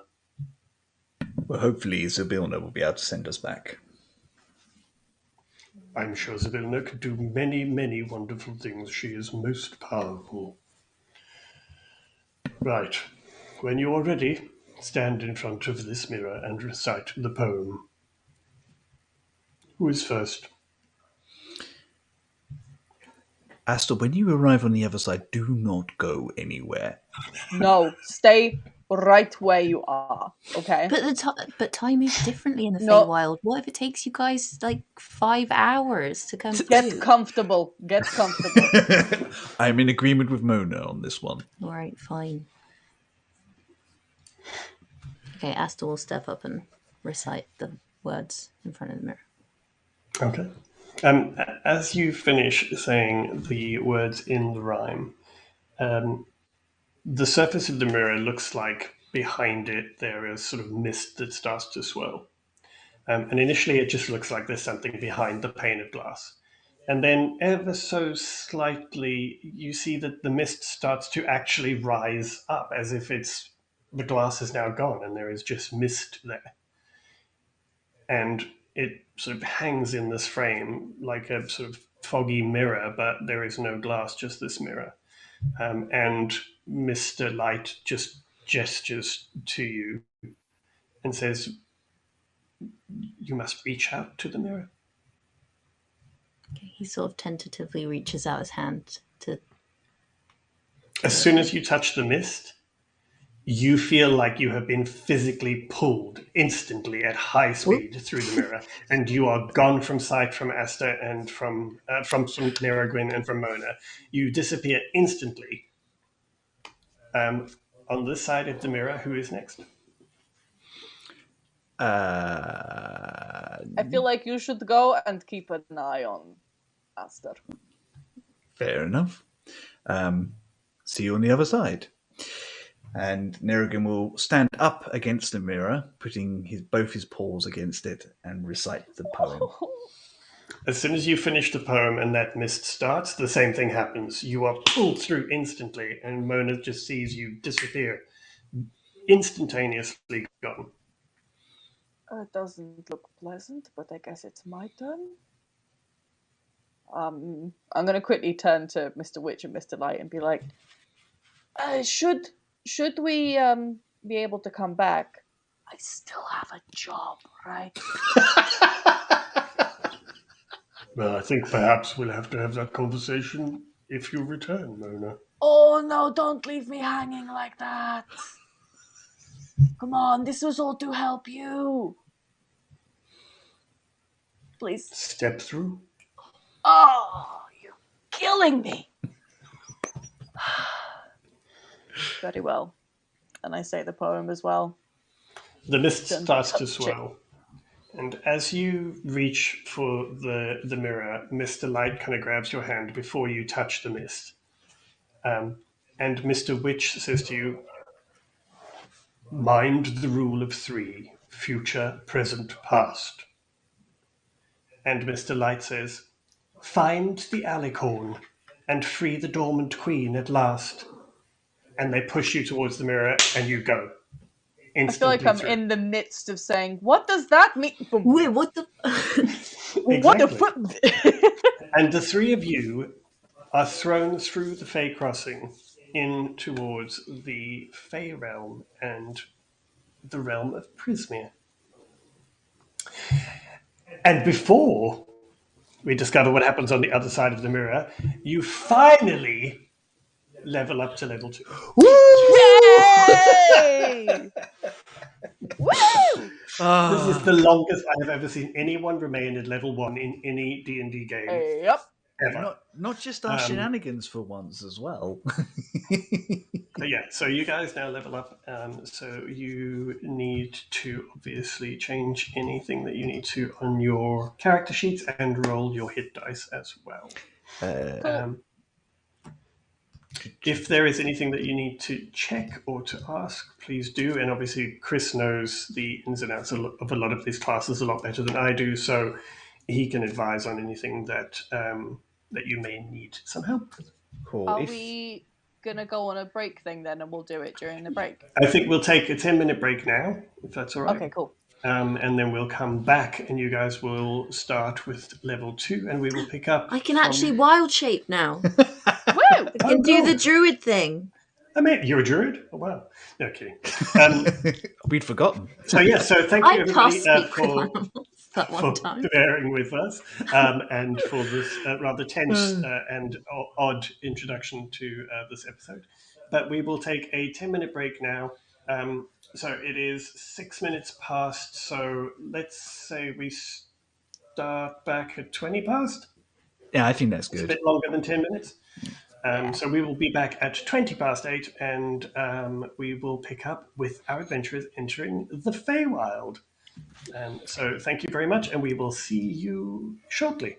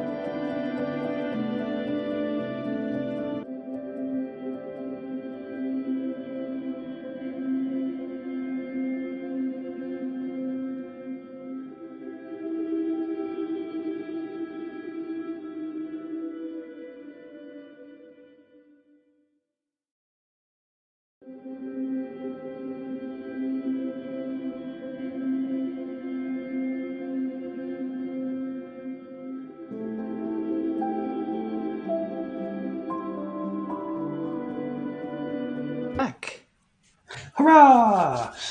Welcome back, everybody. Thank you for joining us for the second part of this episode 3, I think, of The Wild Beyond the Witchlight. And episode 4, I lied. And our intrepid party of weird oddballs have finally made it to the domain of Prismere. When we last saw them, they were being pulled through the looking glass and making their way into what they hope is the Feywild to carry on with their mission.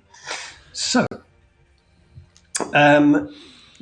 Aster, you were first, and that feeling of being pulled forcibly doesn't last very long. You very quickly just feel there is a deathly silence for a few seconds as you seem to kind of be floating in darkness and there is no sound. And just when it starts to get to that point where you're a bit concerned, you suddenly feel air and light, and you find yourself standing in, I would say, bright sunlight, but it's very, very misty and there are clouds, but it is still a glaring light. And the first thing that strikes you is there is a humidity and a kind of smell of vegetation that hits you instantly. It's the first thing that you notice. Very quickly after that, much to your relief, you have a small furry ball that pops, it just appears right next to you with a slight yowl of surprise as they appear right next to you, and there is a Nergwin. Nergwin, same thing for you. Instantly, you get the light, which you kind of were expecting, but you also feel the sort of warmth and humidity, and that smell, that unmistakable smell of sort of dampness and vegetation. Only a few seconds later, and Mona appears again right next to you guys. All three of you very close just appear, and the three of you are now, as far as we are aware, in the Fae. Don't say that.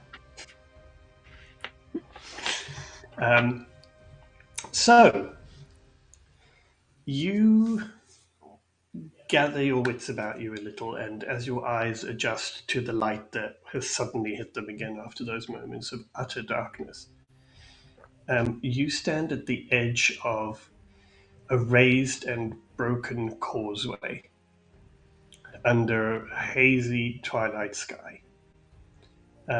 It looks like those old sort of Roman viaduct bridges. It's that kind of causeway. It's built from pale stones that sort of almost seem to glow slightly from within. And you very quickly realize that this causeway that you're on towers over the surrounding landscape. You feel like you should be able to see for miles, but there are huge, huge areas that are just covered with mist and a low-hanging fog that obscures a lot of what's actually on the ground. Huge sections of the causeway have crumbled away.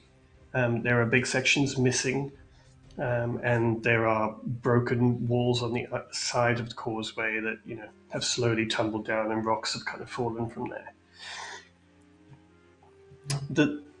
The fog below you sort of moves slowly, and as it breaks and you can see down, you notice that all you can see is lush greenness. And in all directions, it seems to be the same kind of thing. Because of how the mist is moving, you only catch glimpses of some other things. Roll me a perception check, all three of you, please.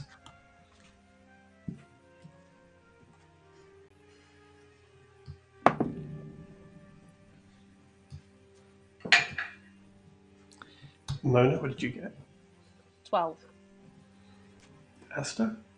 18. Nedegwin? 24. Blimey. It's my wisdom.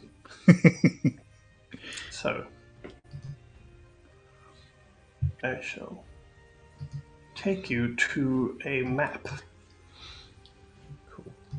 Please bear with me a second, guys. I just need to reset this because I changed something.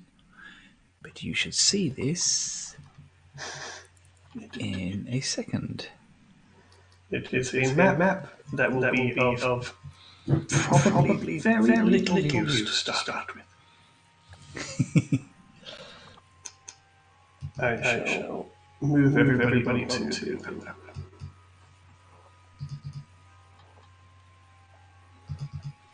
So hopefully you should be able to see most of the map. Can everyone hear the sound effects from the stream as well? Okay, yeah. Oh no, the echo is back, I'm afraid, Chris. Hang on one second. How about that? Will it blend? Will it blend? We'll see. That's old internet. I know, right? Have we still got an echo, guys, or did I manage to kill it? Yeah, come on, Mum, text me if we've still got an echo. Success, says Luke.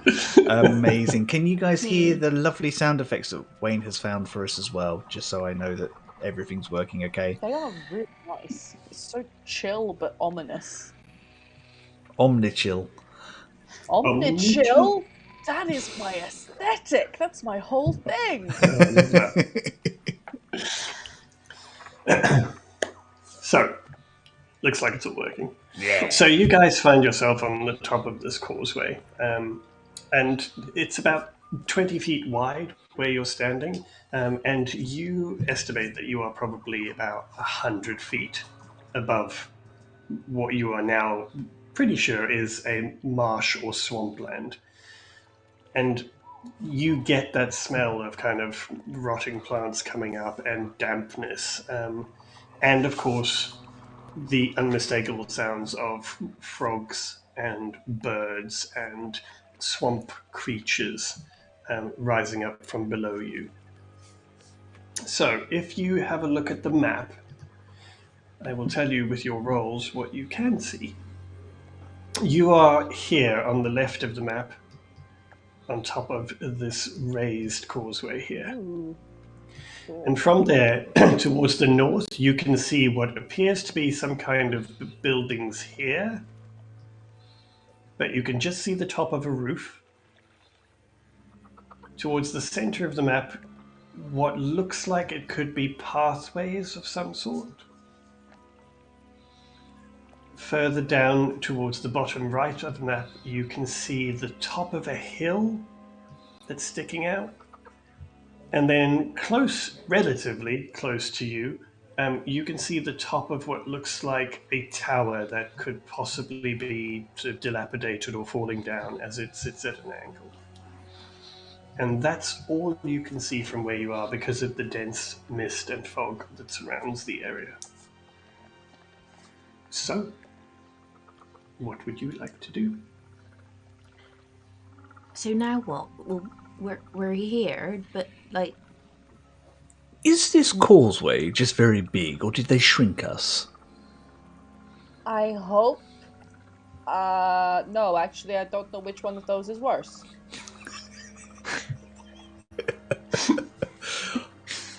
Nerrigan will point out all the things that he can see to everybody who couldn't see them before. I have no idea. I mean, I'm going to admit something that a cat does not admit very often. I might be a bit lost. Yes. I get the feeling that we were very excited about getting to the place, and then... We should have asked for a map, really, shouldn't we? Yeah, really. How do we get down? yeah, that's a good question. That. Do you want to have a look? Yeah, If you- Aster will go to like the edge. Yeah. Like, what's going on? Roll me an investigation roll for this one.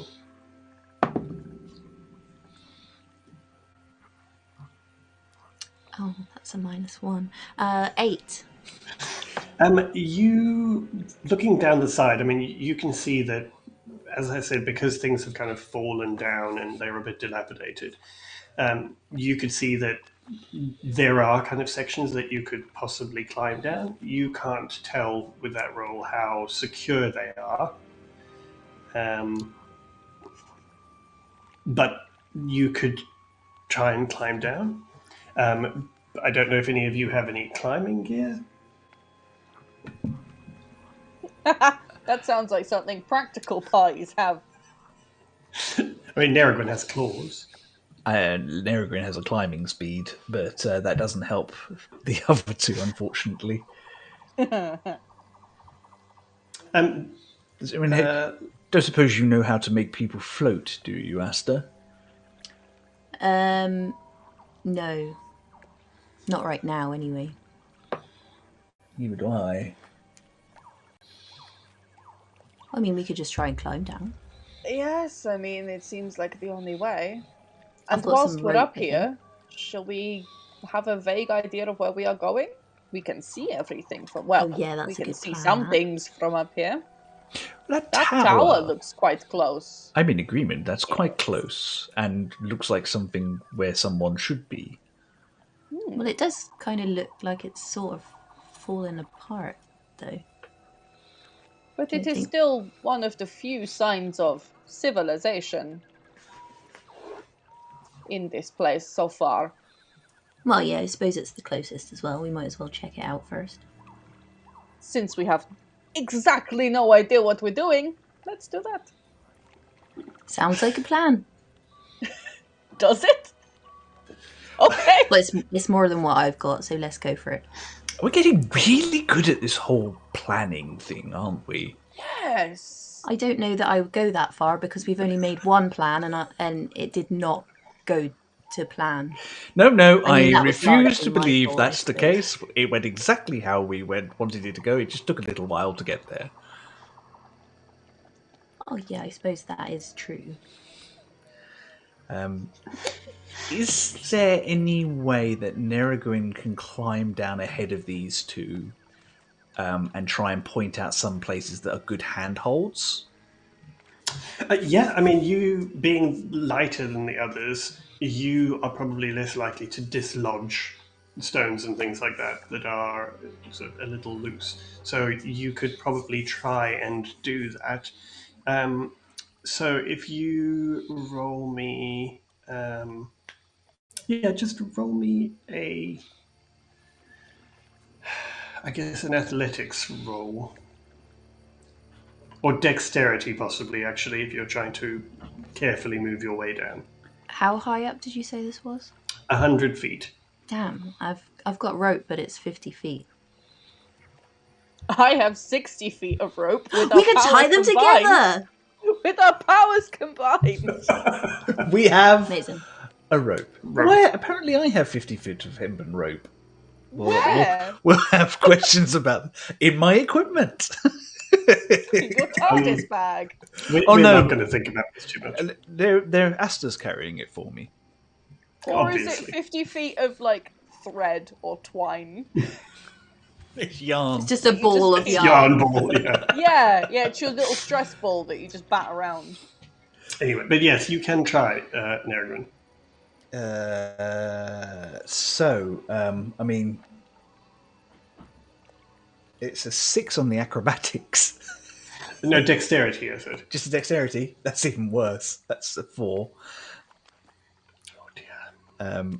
But So you head to the edge. And actually, what I will do is roll a perception roll for me as well. okay, cool. Because I'm actually climbing down using my climbing speed. I don't know if Oh, okay, no, that does make a difference, but roll me perception anyway. that was my intention. I used up all my good rolls, guys. I got a 7. Oh, You're rolling like Level Mono 2. now. It's all downhill from here. yeah. Neragwin falls to his death. New So, character. using your climbing speed, which you thankfully do have, you can start to navigate your way down.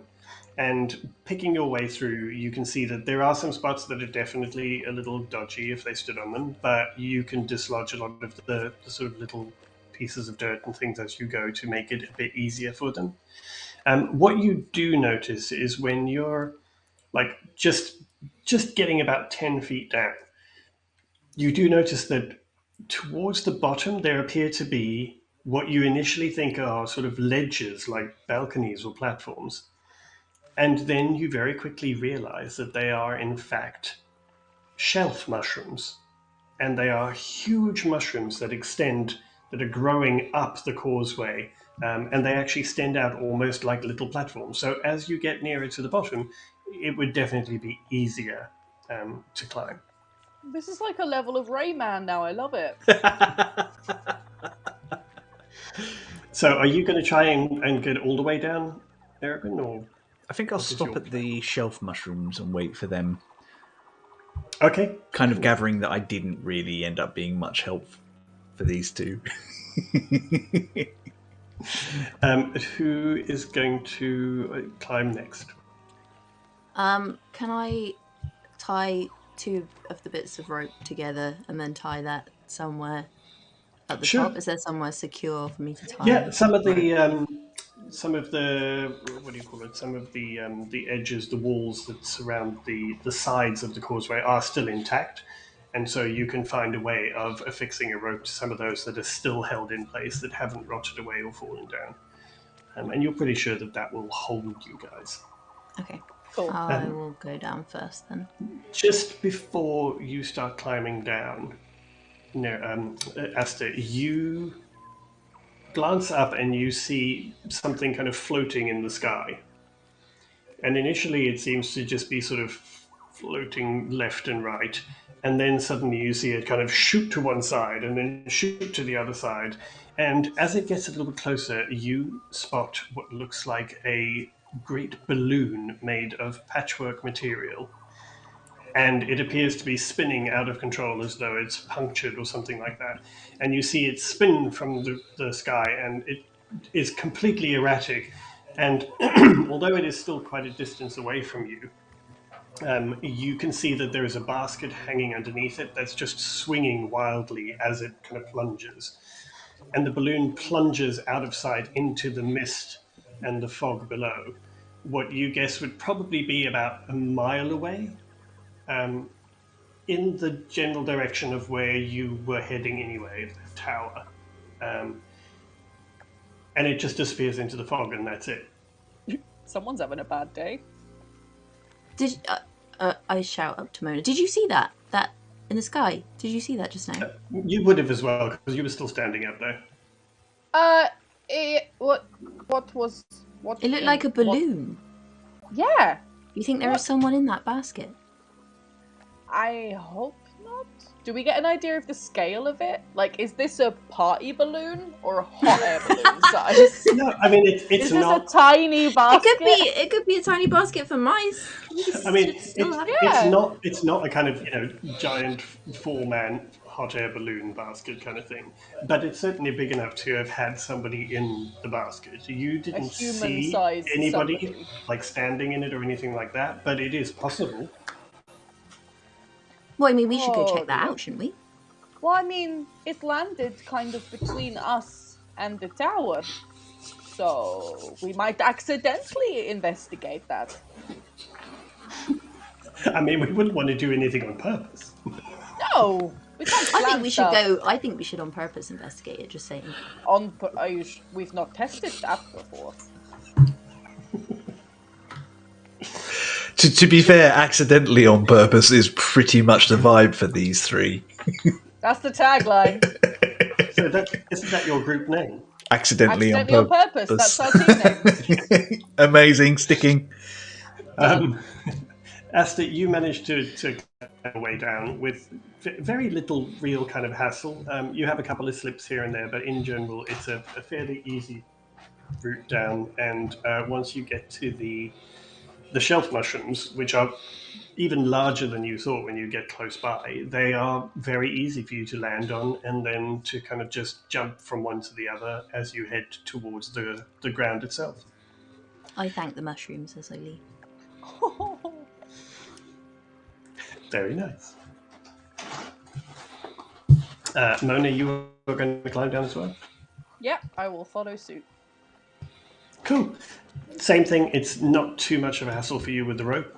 You manage to let yourself down, and you get to the bottom with your two friends, and you are on a platform of mushroom just before you actually hit the ground itself. And you can see that there is, in fact, very thick fog that hangs over this, and it's constantly moving, so it's difficult to get any idea of where things are or what you can see because it's constantly changing. But again, the overwhelming thing for you is just that smell of vegetation and damp and the sound of crickets and the typical kind of thing you would expect from swamp noises. When we get down to the bottom, I'll tell Naragwin about the balloon. Cool. So you guys... It's like two excited kids coming back being like, we saw a cool thing! Yeah, we should go check that out, shouldn't we? Well, I mean, if it's on Come our on, let's way... go, let's go. Wait, Aster, be careful. We have no idea what we're walking into. So Aster jumps off the final platform of mushrooms and lands on the ground with what is kind of an expected squelch. There is sticky mud that squelches underneath your feet. And there are tangled mangroves that grow out of pools of still and rippling water, a lot of which is half hidden by the thick fog. And there are purple mushrooms clinging to rotting logs and stump throughout the marsh. Just immediately, as soon as you're at that level, you see crickets that are glowing like fireflies that kind of chirp and have this kind of quiet, almost calming kind of sound in the background before they're snatched out by the tongues of hungry frogs that are hidden just beneath the water. And coming from one direction to the left of you, you hear some voices. And in the distance, it sounds a bit like they are singing. Do you hear? Do you guys hear that? What, the weird singing, yeah. Is it like happy singing or ominous satanic ritual singing? Let's insight check the singing, please. Can we insight? Yes, please. Satanic ritual singing. Yeah. It is more like a kind of like a marching song. It's almost like a kind of a thing that a group of people would sing to kind of egg themselves on as they kind of march along. A walking shanty. Exactly. That's a thing. It was decided. I think we call those marching tunes, but okay. Walking shanty works for me. Not nearly as fun as a walking shanty. Can we tell? Did you say it was coming from the left? So we can tell where the singing is coming from. Yeah. So if you have come off the causeway and it's behind you now, they were coming from the left, so from the north of the map towards you. What would you like to do? Well, I think immediately Aster's just looking at everything and like inspecting all the mushrooms and the plants and being like, look at this. Have you ever seen anything like this before? I mean, Neragrin's making incredible. himself comfortable on Mona's shoulders because he is not going in that mud. Oh, it's just a bit of mud, Naragwin. Come on, get over it. It's fine. You stay up here. This mud is stinky. Honestly, I've seen that cat lick his butthole and he's not going to get his foot in some mud. Ridiculous. Everyone has. He is not shy about this. Whispers into Mona's ear. Guess where my next hairball's going? Oh. I am your ride, okay? I don't think Mona needed to know that. I will put you in the mud. I'd rather you didn't. Right, so are we going to check out this creepy singing then? Yes. Really, I So think this is a good idea. The singing is getting closer to you. Oh. And it definitely sounds as if a group of people singing is getting closer towards you. Can we Are make you out? just going to stay where you are? Do we hide? Do we stay here? Do we make No, friends? I think we should look as unthreatening as possible, which is not hard. And Jurgen will drape his tail over the hilt of your greatsword. thank you, wise. And greet them, whoever we're about to bump into. We might be able to get some information, I suppose. Why? Have you got a bad Yes. vibe about this, Aster? I don't know. It's the Feywild, isn't it? You never know what's. I mean, they could be nice and fine, and we could have a fun old time. You'll probably even join them in a bit of a sing-song, but also it could be, the other thing. And they could The other thing. trick us into doing something, or steal our firstborn or something. Aster, now we're here, you seem much less keen to be here than you were before. Oh no, I'm so happy to be here. I wanted to come back. We're just remembering that maybe there's some danger. But just here. there's it's not all fun and games in the Feywild, you gotta keep your wits about you. Noted. I've never been. Well, I mean, So are you- there any rules that we need to observe, or any sort of traditions that we need to be wary of? Well, Just be there careful was- what you're saying. if I Words may, are very important here.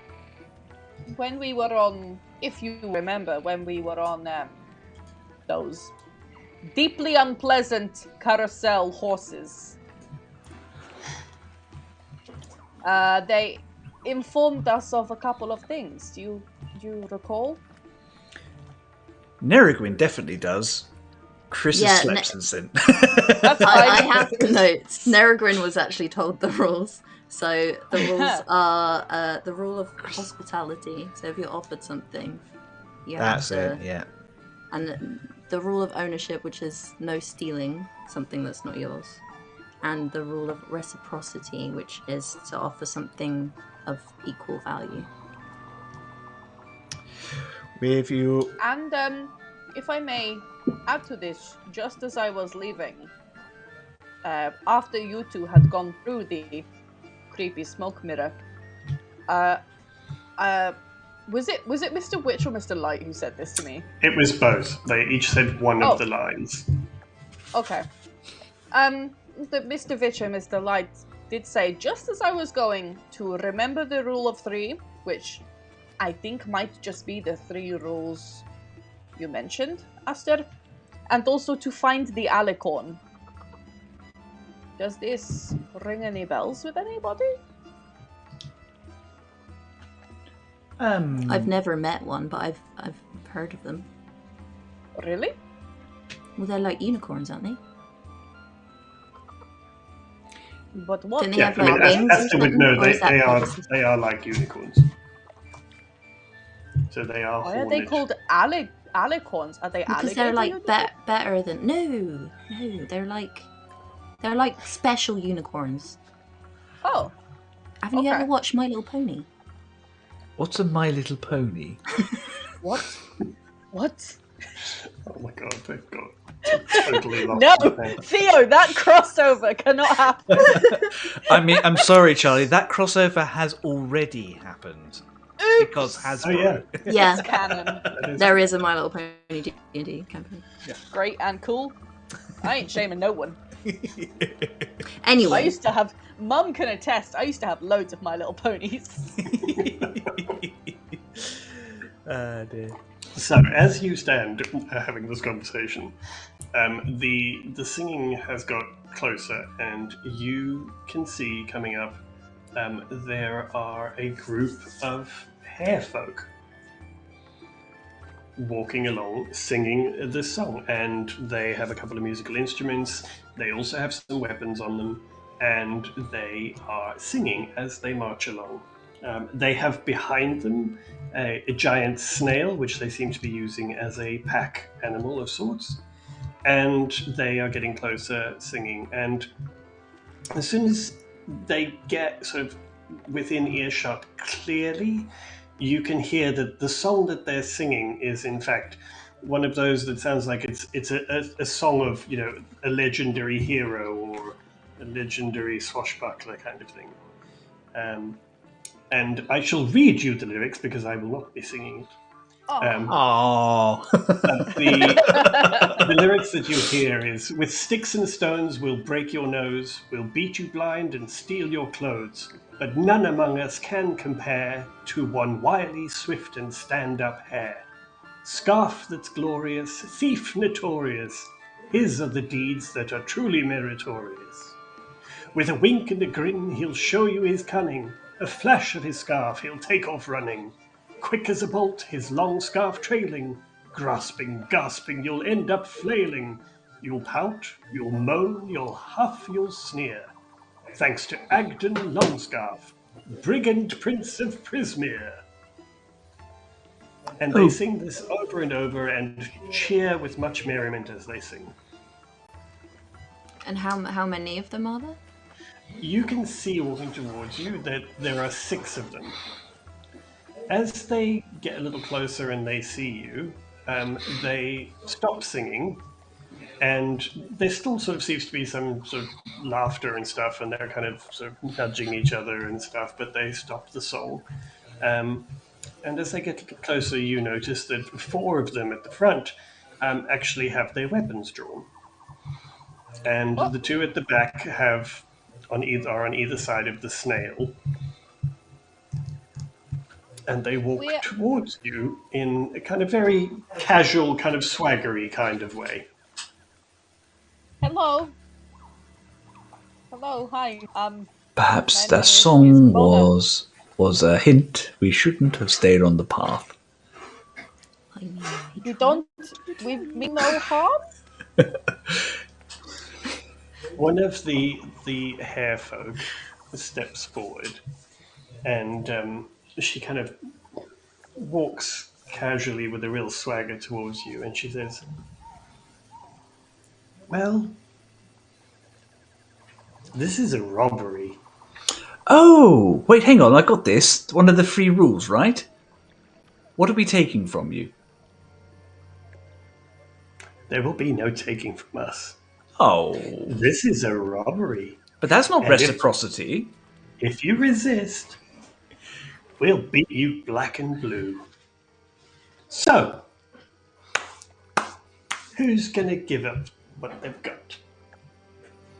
What is it? And you can see the other 3 after? behind her have their batons in hand now. I mean, But what kind of thing are you in the market for? Ah, you're a clever one.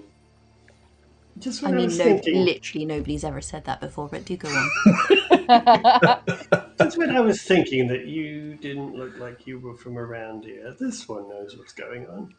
Well, you see, the thing is, I don't have much use for treasure. So, Well, good, because I ain't got any. Yeah, we're not very big on the treasure thing. That's okay. This here, and she reaches down and she brings out an urn that has a stopper. It's a gourd that's got a stopper in the top, and the stopper glows slightly. And she says, "We'll just take a treasured memory from each of you. How's that?" And she shakes the gourd. Yeah, sure. Why not? And what are you giving us? Oh, no. We don't give you anything. No, that's not how it works. We were given the rules, and you have to follow the rules. Otherwise, you're breaking the rules and you get in trouble. We make the rules around here now. No, that's not how that works. Wait, what do you mean now? Since when? Oh, I know. How about I don't give you a memory and I make you glow instead? She just looks really confused by that and kind of goes, "Don't really need to glow. I think my deal works. So, if you're not going to give up the memories, you're going to get a beating." What do we think? I'm not giving up anything. No. I don't have that many left, so you feel free. I mean, to be fair, I'm It's not having my amazing there memories. anyway. I'm having my memories taken by an overgrown bunny. The glare that you get could melt steel.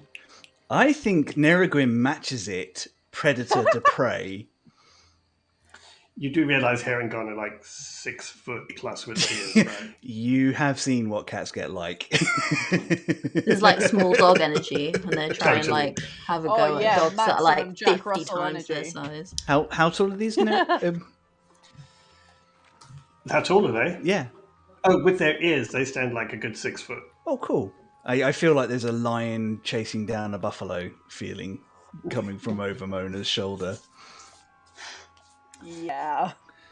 I mean, I suppose Neragrin is higher up than he's used to being.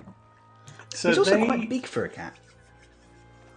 Who, Neragrin? Yeah. So they start sort of moving, and you can see the 4 of them at the front with their weapons drawn are kind of moving into a semicircle to kind of close you off. So she says, right, last chance, a memory or a beating. Glow. What about if I give you 3 memories? Then will you just like do one? Aster. Glow in the She looks name really of. confused by it. Go in the name of the one in shadows, and I'll cast Guiding Bolt on her. Whoa. Oh, okay. Okay. Well, at least it's not my fault this time. No, that is an 18 to hit. Bear with. I need to get you onto a map, I guess, then. Sorry, we're in Wayne. Initiative.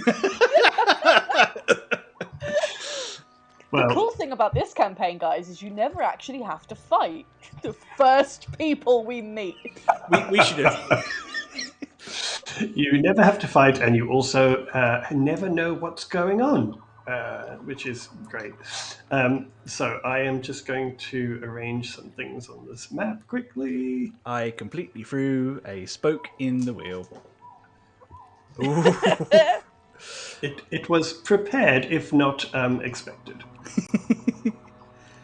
I mean, Neragrin's just not being talked to by hares that way.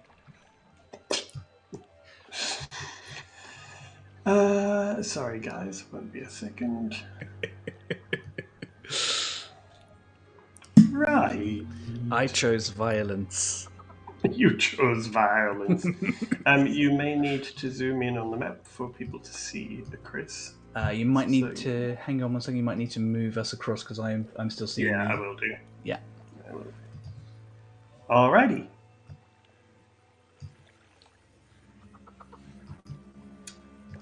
So, having just descended from the causeway, you have found yourself cornered and surrounded by these herringbons.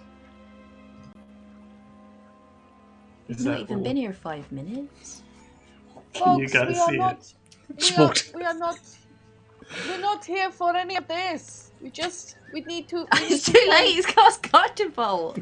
God, He is literally hitting her in the face with a bolt of light. I know, and Mona's yelling like, no. Oh, my God. Oh dear. Wait, hang on. There we go. So she is actually at the front here, and I'm just going to move these other guys around. So, yes, you can attempt your. Well, it was 18 to hit. Yes, that definitely hits. And I did 19 points of radiant damage. What? 19! Guiding Bolt's big. Two. I rolled, and I kid you not, a 6, a 5, and 2 4s. Wow. Shit. So she is she is genuinely not expecting that. She is clearly one of those people, her and her band, that are obviously used to intimidating people and getting their way.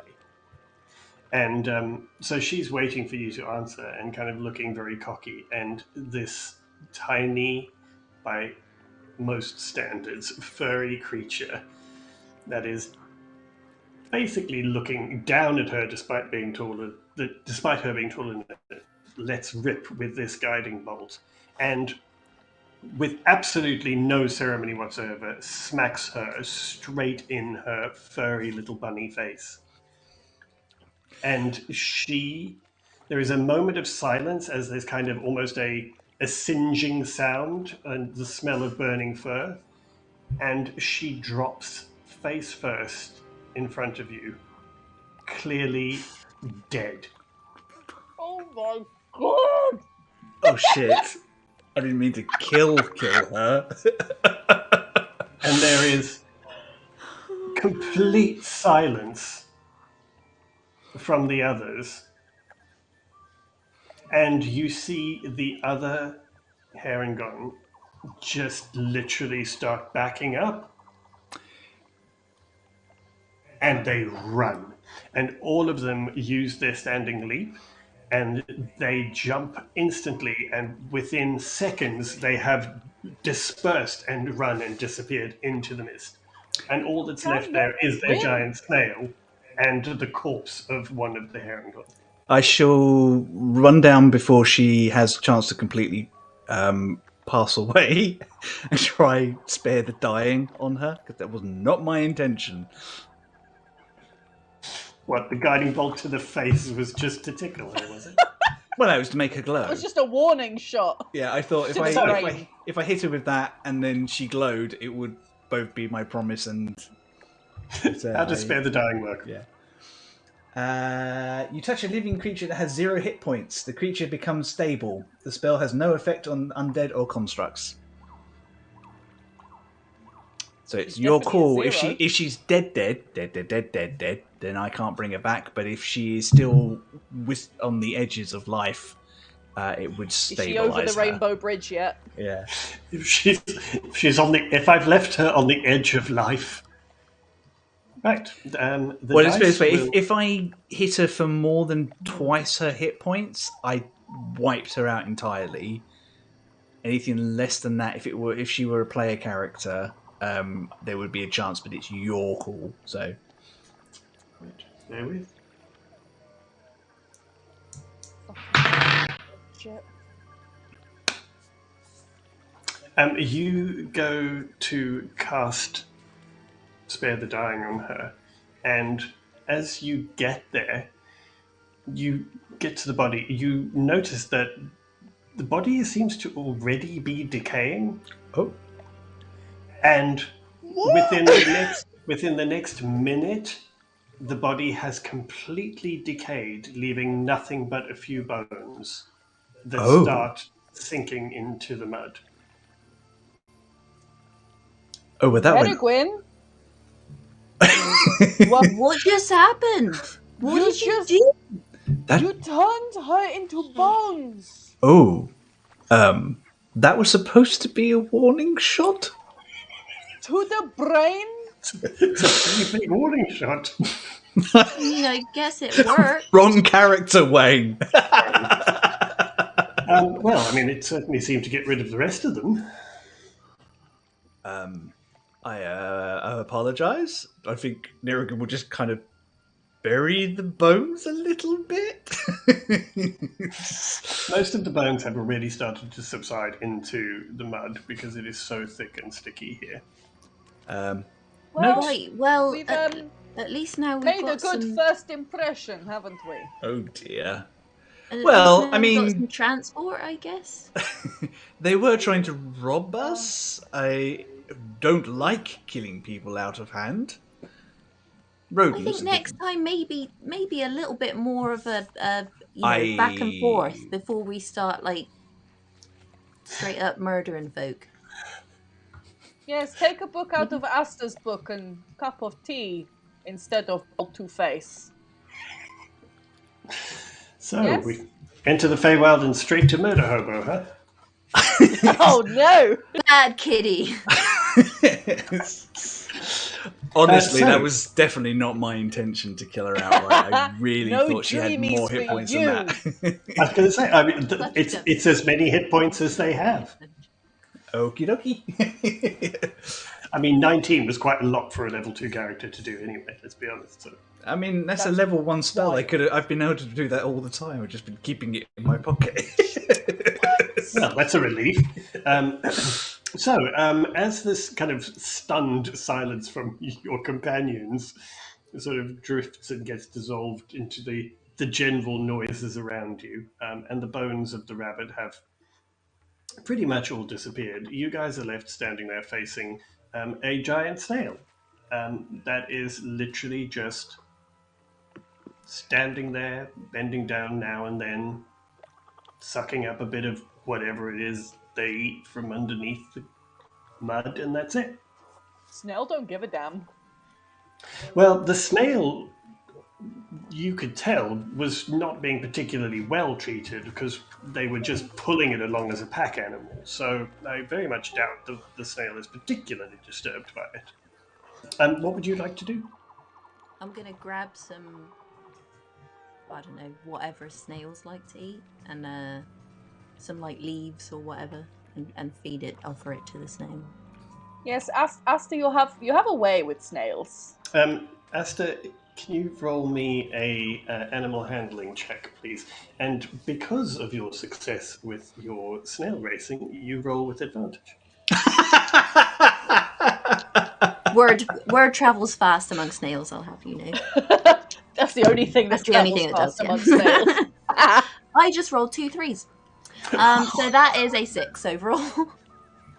The snail looks up at you, reaches over with its long kind of, I don't know what the word is, gangly neck, and just kind of this sort of sliminess of the snail wraps around your hand, takes the leaves and soggy vegetation out and disappears. And then it just turns its head to the other side and carries on doing its thing, completely ignoring you as if you're not even there.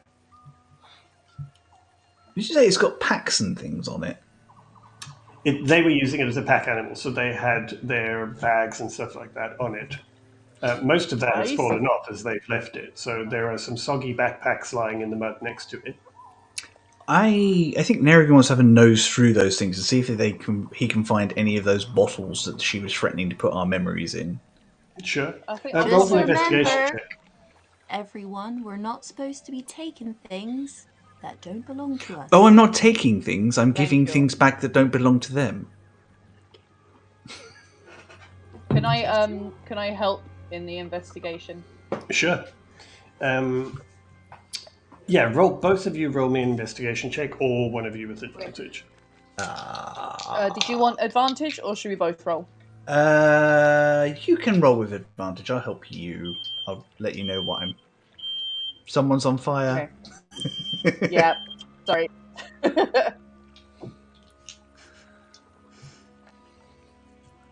What did you roll, Nerrigan? I didn't. Mona did. Oh, it's Mona rolling with advantage. Yeah. Shouldn't have trusted me with that. That was a 9.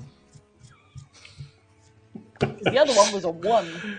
So you have a look around where these backpacks are, and in opening a few of them that are lying there, the contents are now completely drenched, and all you find in there are a few wooden clubs in a couple of them wedged into the back of it, and then you find some sort of sleeping rolls, a couple of blankets, and some fabric things there that they obviously used to sleep on, which are all now just completely and utterly soaked.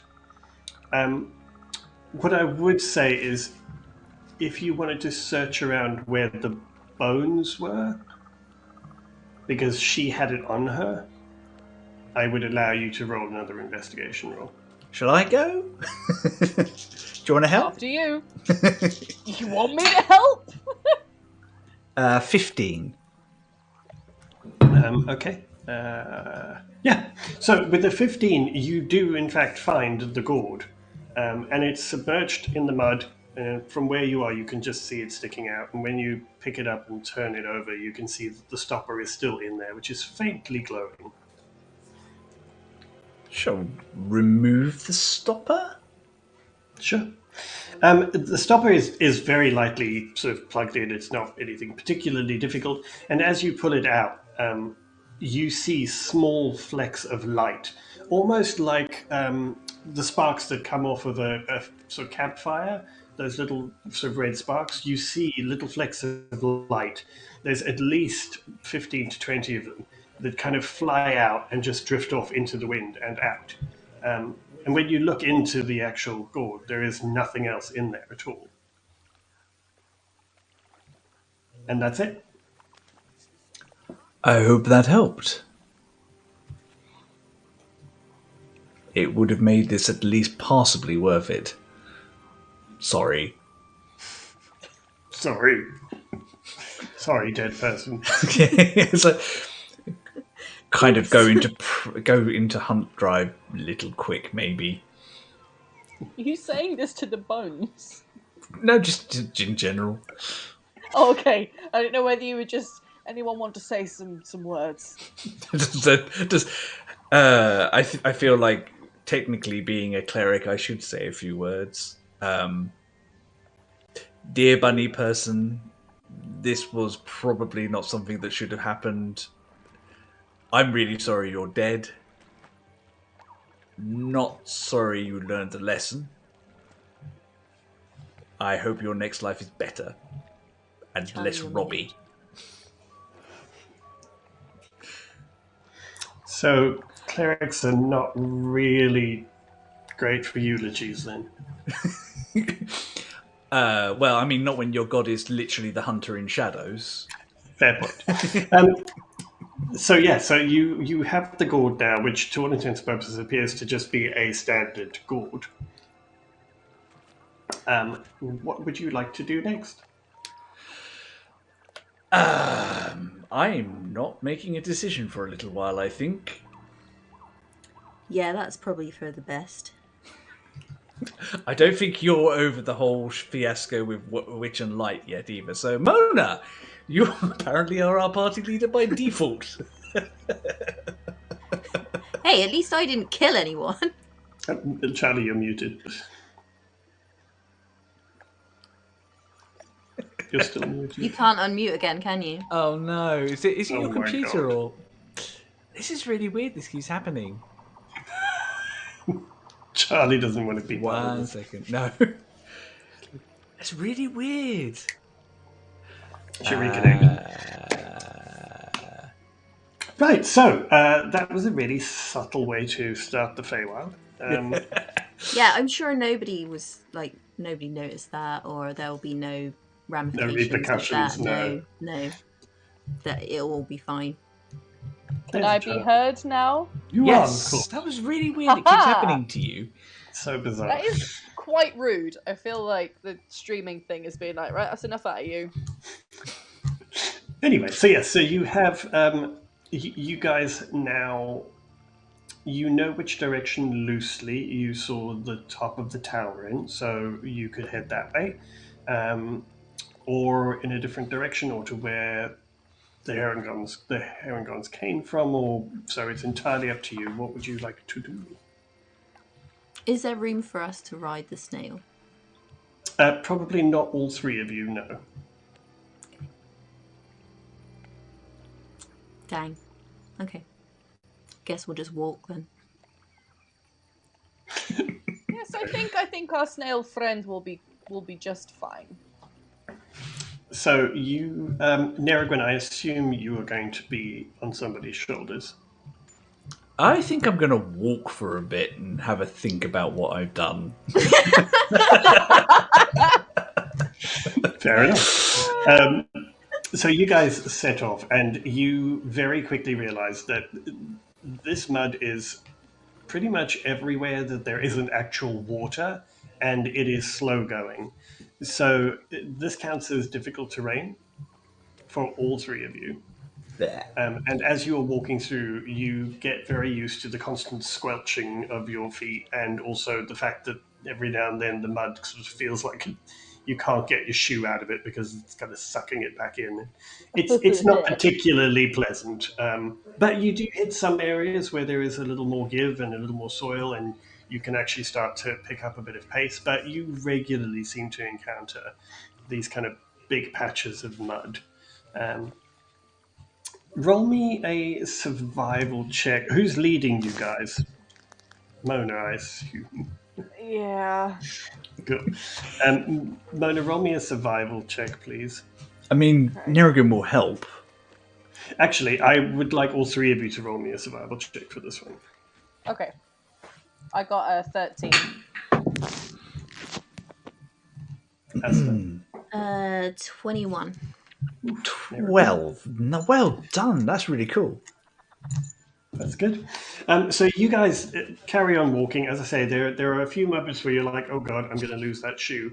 But you manage to kind of keep pushing through, and it's very difficult to gauge direction even because of how the swamp the mist keeps moving. And it's very distracting, but you think you're heading in the kind of direction of the tower that you saw. And you guys push on. You carry on walking through, and eventually you realize that it's kind of exhausting. You guys are straining to get through the mud, and the humidity is really getting to you, and it's just hard going, and all you can hear are these swamp animal noises. You've heard no further singing, seen no signs of anybody else. And you keep going. A little way away, you guys suddenly hear a noise that's a bit different, and you hear almost like a I'm loath to say this, but it kind of sounds like something slapping. Probably sort of just the water slapping against something. Nikki, Stop it, Charlie. Say nothing. Could one of the other mods please mute the spectacled man immediately? Yeah. At least Tom's not like that. Yeah. So yeah, you hear this kind of noise, and as you get a little bit closer, you in fact see that in an area of some actual water that's settled, there is in fact a wooden raft.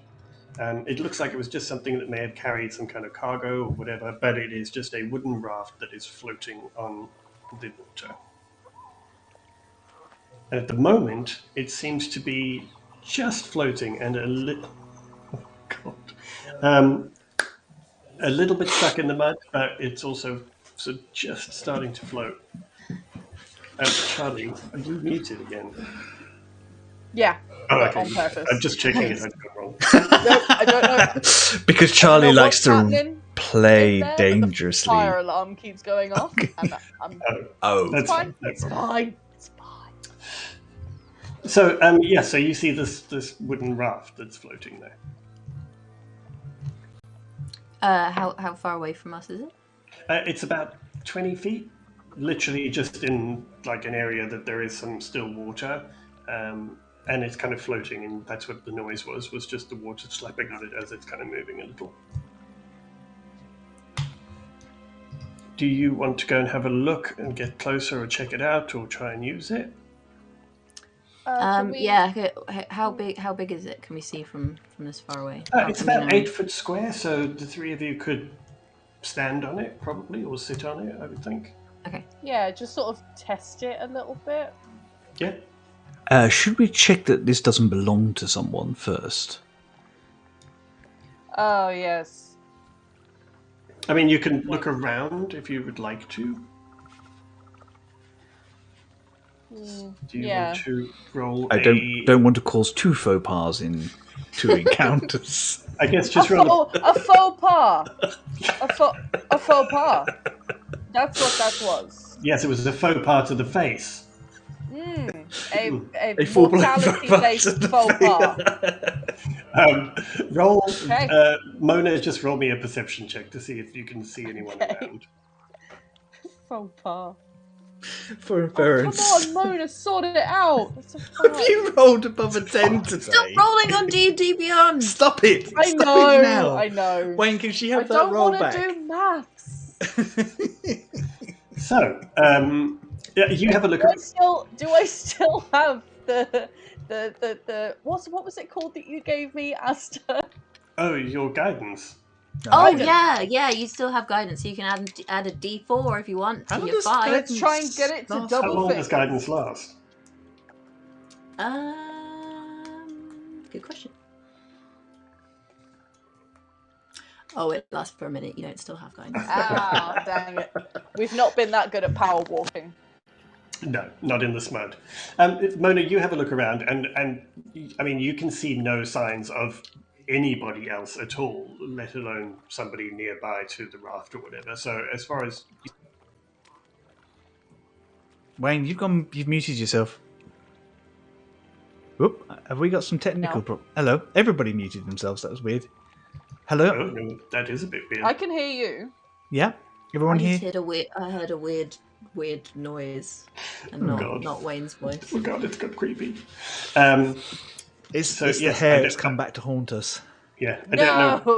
I don't know where you lost me, but yes, you can tell.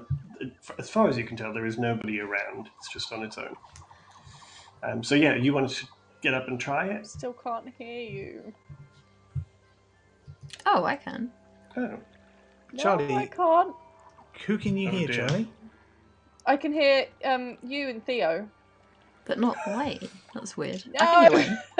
What is oh going no! on? This is What so about the weird. stream? Can Feywild you is hear Wayne? cursed. I can hear all of you, so everyone in the stream should be able to hear you. We spent That is 3.5 so episodes trying to get here, and now it's cursed. Now Well, I mean, if it's cursed, again. I know whose fault it is. Yeah, Wayne, can we start a do-over from where we arrived? Yeah, can we quick load real quick? We must have got a And it checkpoint. was all a dream. Yeah. Chris, I might Much try better. and pop off and back in. So that may refresh Charlie's audio Did for you want me to reload? Because I still can't hear Wayne. Yeah, because we can all hear Wayne. Sorry, guys. If you both want to quickly reload and see if that helps, because that might be the problem. Got ya. Right, now, while they're gone, Chris, try not to kill anyone. I've out spell slots again anyway. Nobody's suggested resting either. No, that is I mean, true. I would love a rest. I did get some extra spell slots while leveling up. so it's- Got a extra spell slot for leveling up, yeah. Right, let's see if Charlie's coming back or not. She's had enough of the murder. Yeah, it was. In hindsight, it was a stupid thing. I was just being my ire. How are you to know? Sorry about the technical issues, guys. We are trying to sort this out, but it's a bit of an odd one when we can't actually see what the problem is. Charlie. I know she was here. A nice moist nap. Yeah, maybe we should have stayed on top of the thing and had a nap first. God. I just glanced at the chat to see the horrendous puns. I thank the chat for those. Oh. Charlie is back for everybody on stream, but not for me. So bear. Oh, I see, Charlie. Yeah, that is very weird because I don't. Hang on. Oh. Weird. Oh no. What is happening?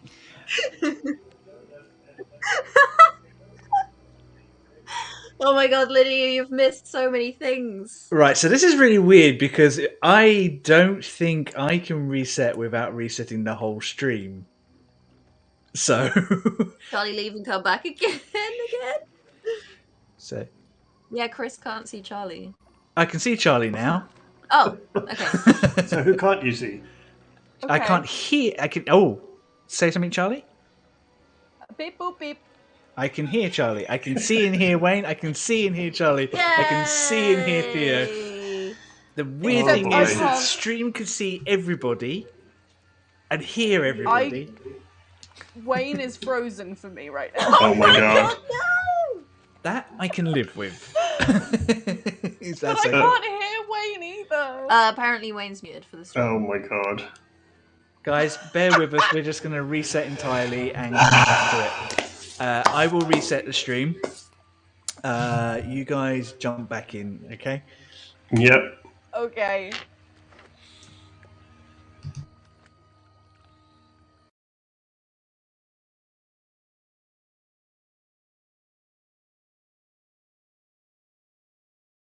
Everybody hear me. It's all crazy. Oh, that's It's pretty weird. crazy. I'll I can hear you. I'll raise a ticket with our people. Oh, this is really bizarre. Oh, this is going terribly well. Okay, cool. Right, I have a map. I have music. Apparently, I've got an echo.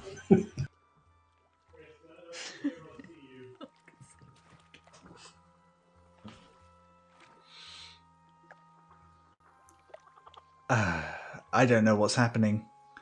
I don't know whether this is Twitch or light stream, but this is not great, is it?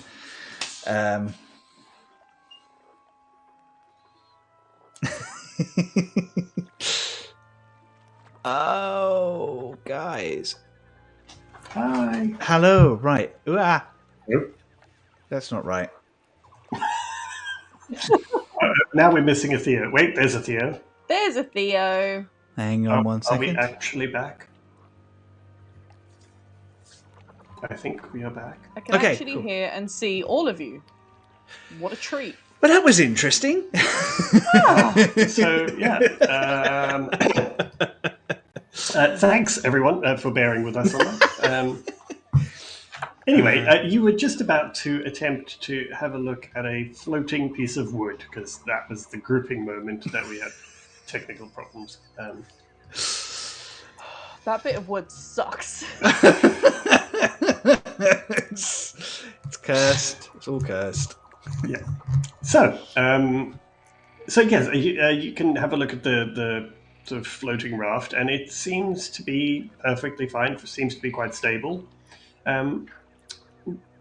What you do notice is that the raft is floating a little more, and it takes you a few seconds to figure out that actually it is definitely because the water is in fact getting higher. The mud is subsiding a little, but it's being covered by water.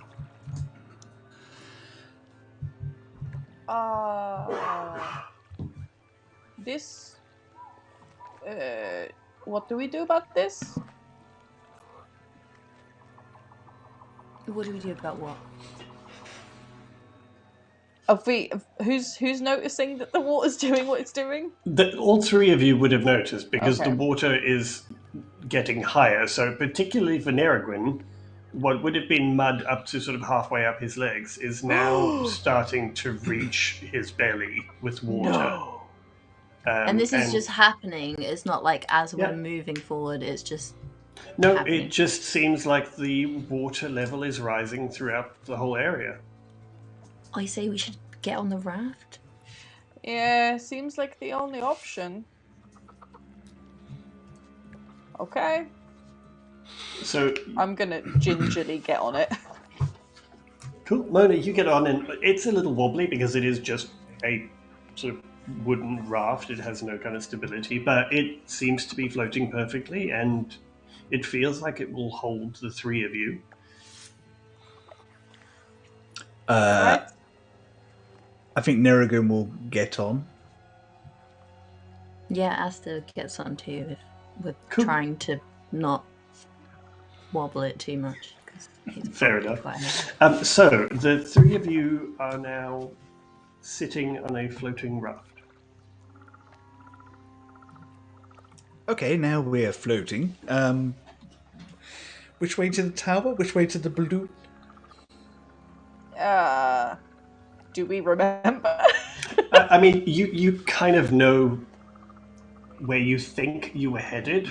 You've kept fairly good track of sort of which direction you're trying to head in, but it's very hard to tell. But the water is sort of slowly rising, not sort of massively, but it is slowly rising, and you are floating on this. And you could probably navigate the sort of waterways in that direction, but you currently have no way to propel yourself. Aster, you've got a staff, haven't you? Yeah, can I use my staff to... Gondola our Yeah. way to victory. Absolutely. Yeah, so Aster pulls out his staff and sort of pushes it into the mud. And the first push is a little concerning because it sinks into the mud a little and you're a bit kind of, oh God, here we go again. But actually, once you start moving, you can sort of, use your staff to just navigate a little way, and you head in the direction of where you think that tower was that you saw from the top of the causeway. And it takes a little while to navigate around, but you feel like you are heading in the right direction. Did you want to look into that air balloon?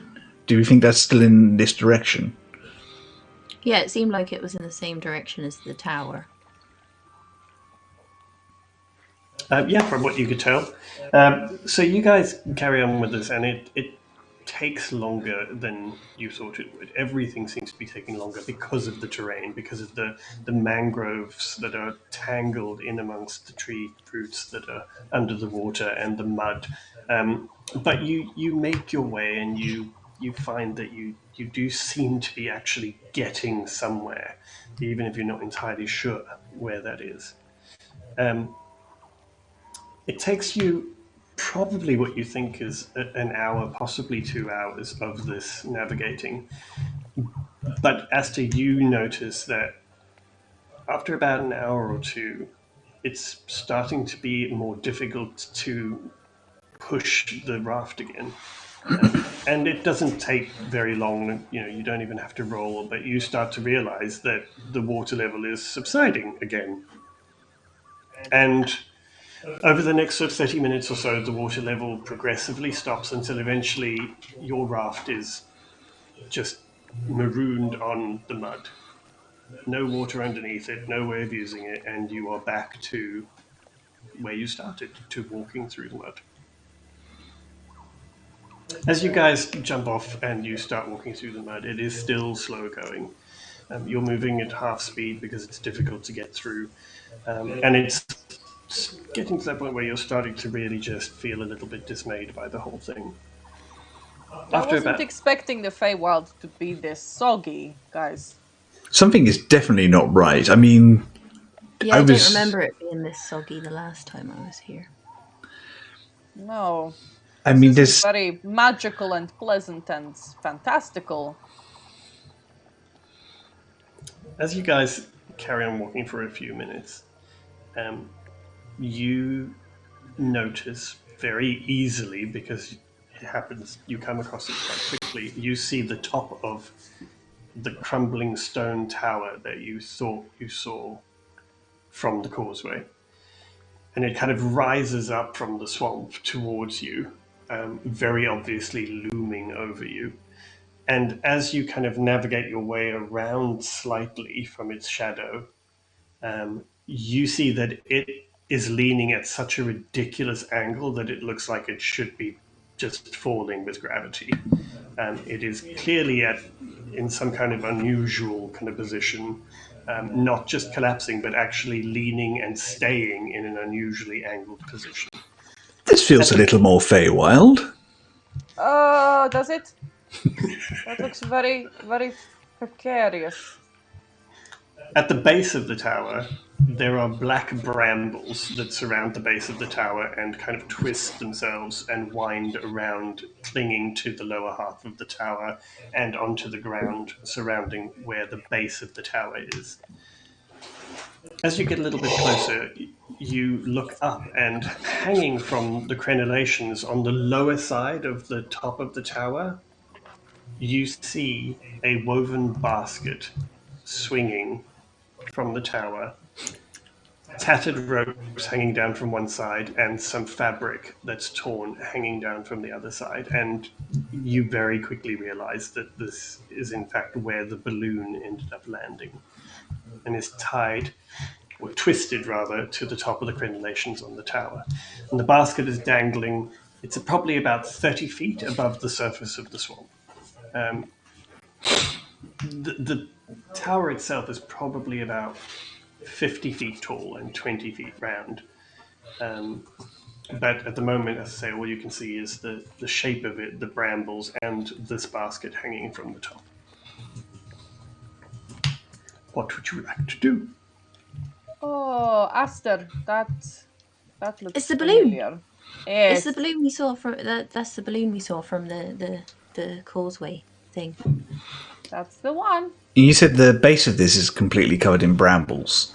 Yes, so there are black brambles that sort of twist around the whole base of it. That doesn't look friendly. Hello? Anybody up there? As you yell that out, the first thing you hear is a voice from above you, and you just hear a voice saying, "Shh! Spit down, will you? I say, you there, I need your help, but keep it down." Why? Well, as I'm sure you can observe, I'm in a bit of a bind. I need your help. Why do we have to be quiet? Oh, God. There are 2 serpents asleep in the brambles just outside the front door. If you wake them up, they might put the squeeze on you, or worse, devour me. That would not be good. Is this some sort of riddle? Well, no sort of riddle, it's a snake. I don't know. Anyway, I'm terribly rude of me. I'm Sir Talavar, and as one of the Summer Queen's loyal servants, I ask that you free me, but do it quietly. What do we get if we free you?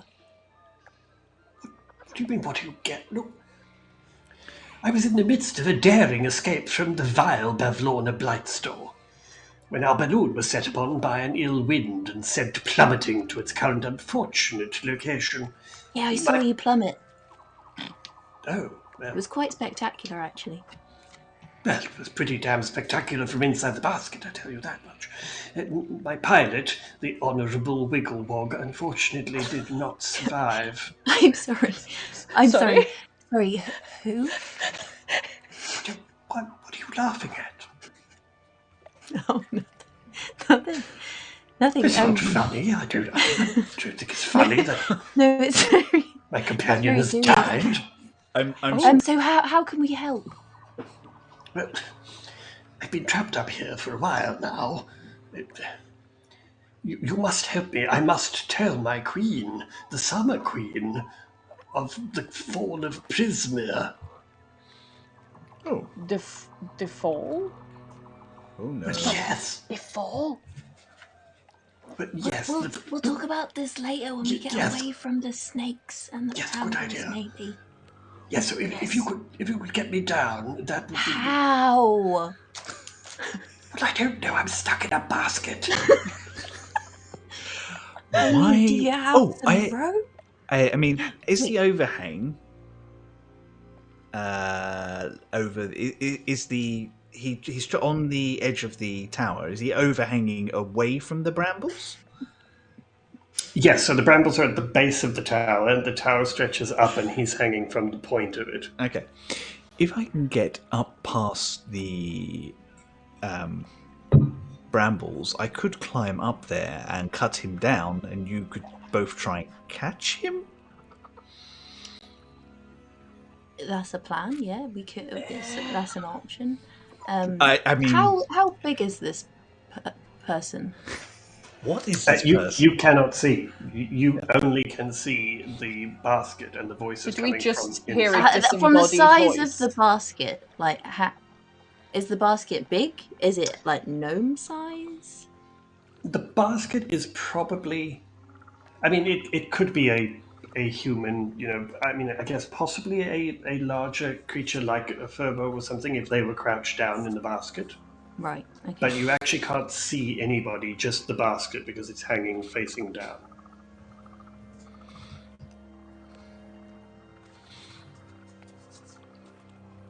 Oh dear. So what would you like to do? I mean, I can turn into a bird and fly up there. No, you can't. What? You can't. Not yet. Oh yeah, I can't fly. Shit. Well, you can turn into I a could ground. You could turn into a kiwi. I could turn into a rat and run up there. I mean, both of us could go up there. I'm not sure that's going to help his situation. Well, cut him down or whatever. It would be useful to know what size of a person we might be catching. Because if we're talking a gnome, great. If we're talking a bugbear, less great. Do we still have ropes, or did we just leave them behind? Oh, we absolutely left them. You left them behind. We have definitely forgot one them. rope left then. Yeah, you did have 3 and you used 2 We tied our of them. ropes together, yeah. Yeah, but you did have 3, so you would have 1 rope left. Well, why don't Aster and I run up there and tie the rope to something solid, and he can climb down. Maybe he has rope. Do you have rope? What? No, keep your voices down. I don't have any rope. Also, I'm kind of trapped up here. Let's do that then, shall we? Okay. What if you just jump? Go on, we'll catch you, we promise. Trust me. Nerogwyn doesn't feel so bad about the guiding bolt anymore. Really? I can't jump. I'm trapped up here, for goodness sake. Mona, What? throw me above the brambles. After Aster, if you can just tuck the rope around my shield. Okay. And I will take it up and see if we can tie it off and get him down. Seem reasonable? Okay. Yeah. Well, not the word I would use, but it's an option. Wait, how are we getting you above the brambles? Am I just going to throw you? I am to lob him. Okay, you're going to throw him. Cool. Oh my god. Okay, so... I'd rather not have any part in this. So how this will work is Mona will roll a athletics check for me to be able to throw Nerogwyn the desired distance and height. And Nerogwyn is going to roll a dexterity. Acrobatics? Okay, acrobatics. Is that right? Yeah. Or a dex save. Yeah, depending on what happens. Yeah. So, Mona, what was yours? It was an 11. Okay. Oh, he's not very big or heavy. It's not straight into the brambles, I guess. I got 14. On top of the snake. Got 14. Cool. Mona throws Nerogwyn towards the part of the tower that is just out of reach of the brambles. And Nerogwyn, you feel like it's all going fine. And you do that thing where you just get there and you grab to cling on, and you realize that your claws are not going into that stone. And there is a moment of scramble of claws as you slide down and just drop from there. Thankfully, you are only about 10 feet up. But Lands on his feet, shakes himself off, and then starts washing his ears like he meant to do it. It was a very good idea, but 11 and a 14 weren't going to do it. No, fair enough.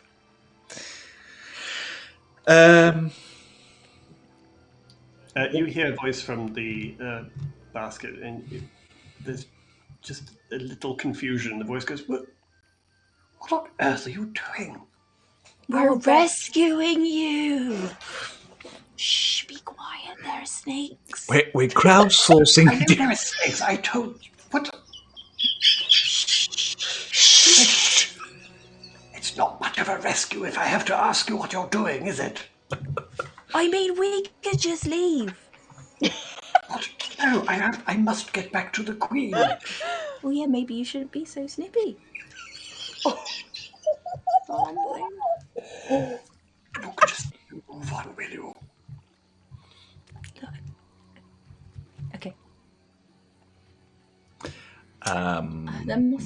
something I can do?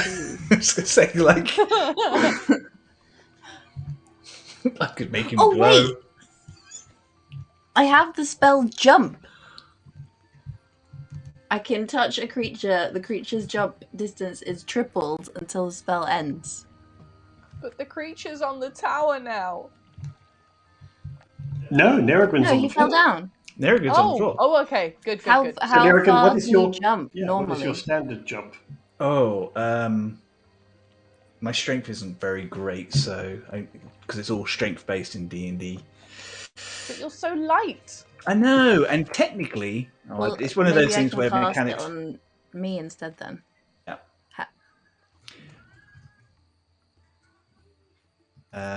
Jumping distance. I can never remember. Can we have a quick crossover with Aisling and her mirthful leap?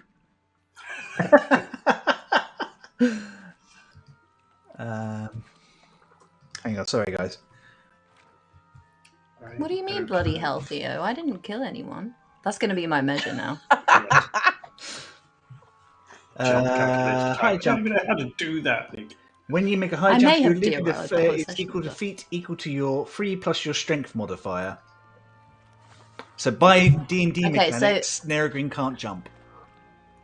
Okay, so Aster by D&D mechanics can jump 5 feet. So if I cast it on myself, I could jump 15 feet?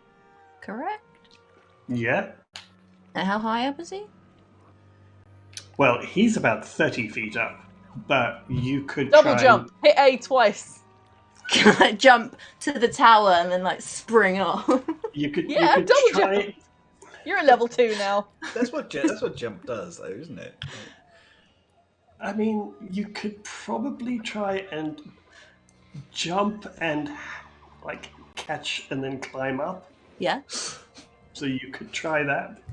Do a Tomb Raider and catch it. Or Catch him, Derry. turn into a spider and climb up. You said you could turn into But an then what animal. am I going to do as a spider? You can take the rope up to him. The original Moral plan. I carry a rope as It's a spider. I am a cat and I can carry a rope. Surely you can. You'll have twice as many legs as I will. Are you mental? But What I'm has sure- happened to you since we entered the Feywild? If you turn into a spider, you can climb up the tower using your spidery legs. We will put the rope on you. He can tie it off and climb down. Am I turning into some kind of giant spider here? I guess so. I think you can. Yeah, We've it could be a seen big one. those. They're about. Wait, what if we do both and I'm a giant jumping spider? Yes. Nothing would make me happier. Why not burn through all my spells? Plus, that would be So cute as stupid hell, things because all- jumping thus spiders far. are adorable. Let's see if I can turn into a giant spider. I'm fairly certain that CR is low enough.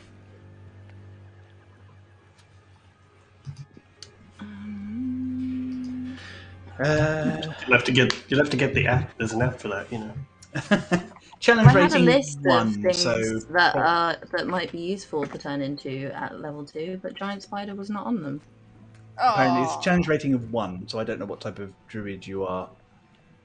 I Oh, can you do... don't know what type of druid you are yet. Yeah, I do. I'm level 2. So can you turn into a giant spider? It has to be 1 or lower, I think. So that would So be does that- no. Oh, giant spider is 1. 1 and below. Oh, okay. Technically, Hey. I can turn into a giant spider. It's not so crazy now. So here's a mechanics question that I can't believe I'm asking. Can you cast the jump spell on yourself as a spider? Cast it on yourself before. No, but I can cast it first, can't If I? you cast it on yourself as a human, will it continue to have its effect? I don't think if I you need turn into to a be spider? honest, because spiders Okay. have spider climb, so Yeah, I can so you could climb up the climb. other anyway. side. Okay. Okay, so this person is hoping to be Let's do rescued. it, I and guess. we're sending a giant spider after them. there's got to be a simpler way to do this. I can't believe this is what we're doing, but okay, fine. Okay, I'll turn into a giant spider. Okay. It's so unnerving for them. So you are going to have to roll a dexterity check because you are going to have to try and navigate some of the brambles to actually get up the tower. Okay. So sorry, how I don't really know how wild shape works. So when I'm another animal, I know how to play druid. You keep all your mental stats, but you can't talk. No, but do I use the abilities of the thing that I'm turned into? Is what I'm asking. Yeah. Because spiders don't have to make ability checks to climb on difficult terrain. Perfect. Okay, then I will give that to So you. I just do it. So, The spider's got little cool sunglasses now because I just did it. Yes. The emoji. This must be drawn. Sure. So Aster, Just call it climb. yes, Aster decides to spider climb, but as a spider just does climb. And Aster just literally just sort of... How do you turn into your wild shape? What do you do? I feel like it's a little bit like when Horrific body horror thing now. No!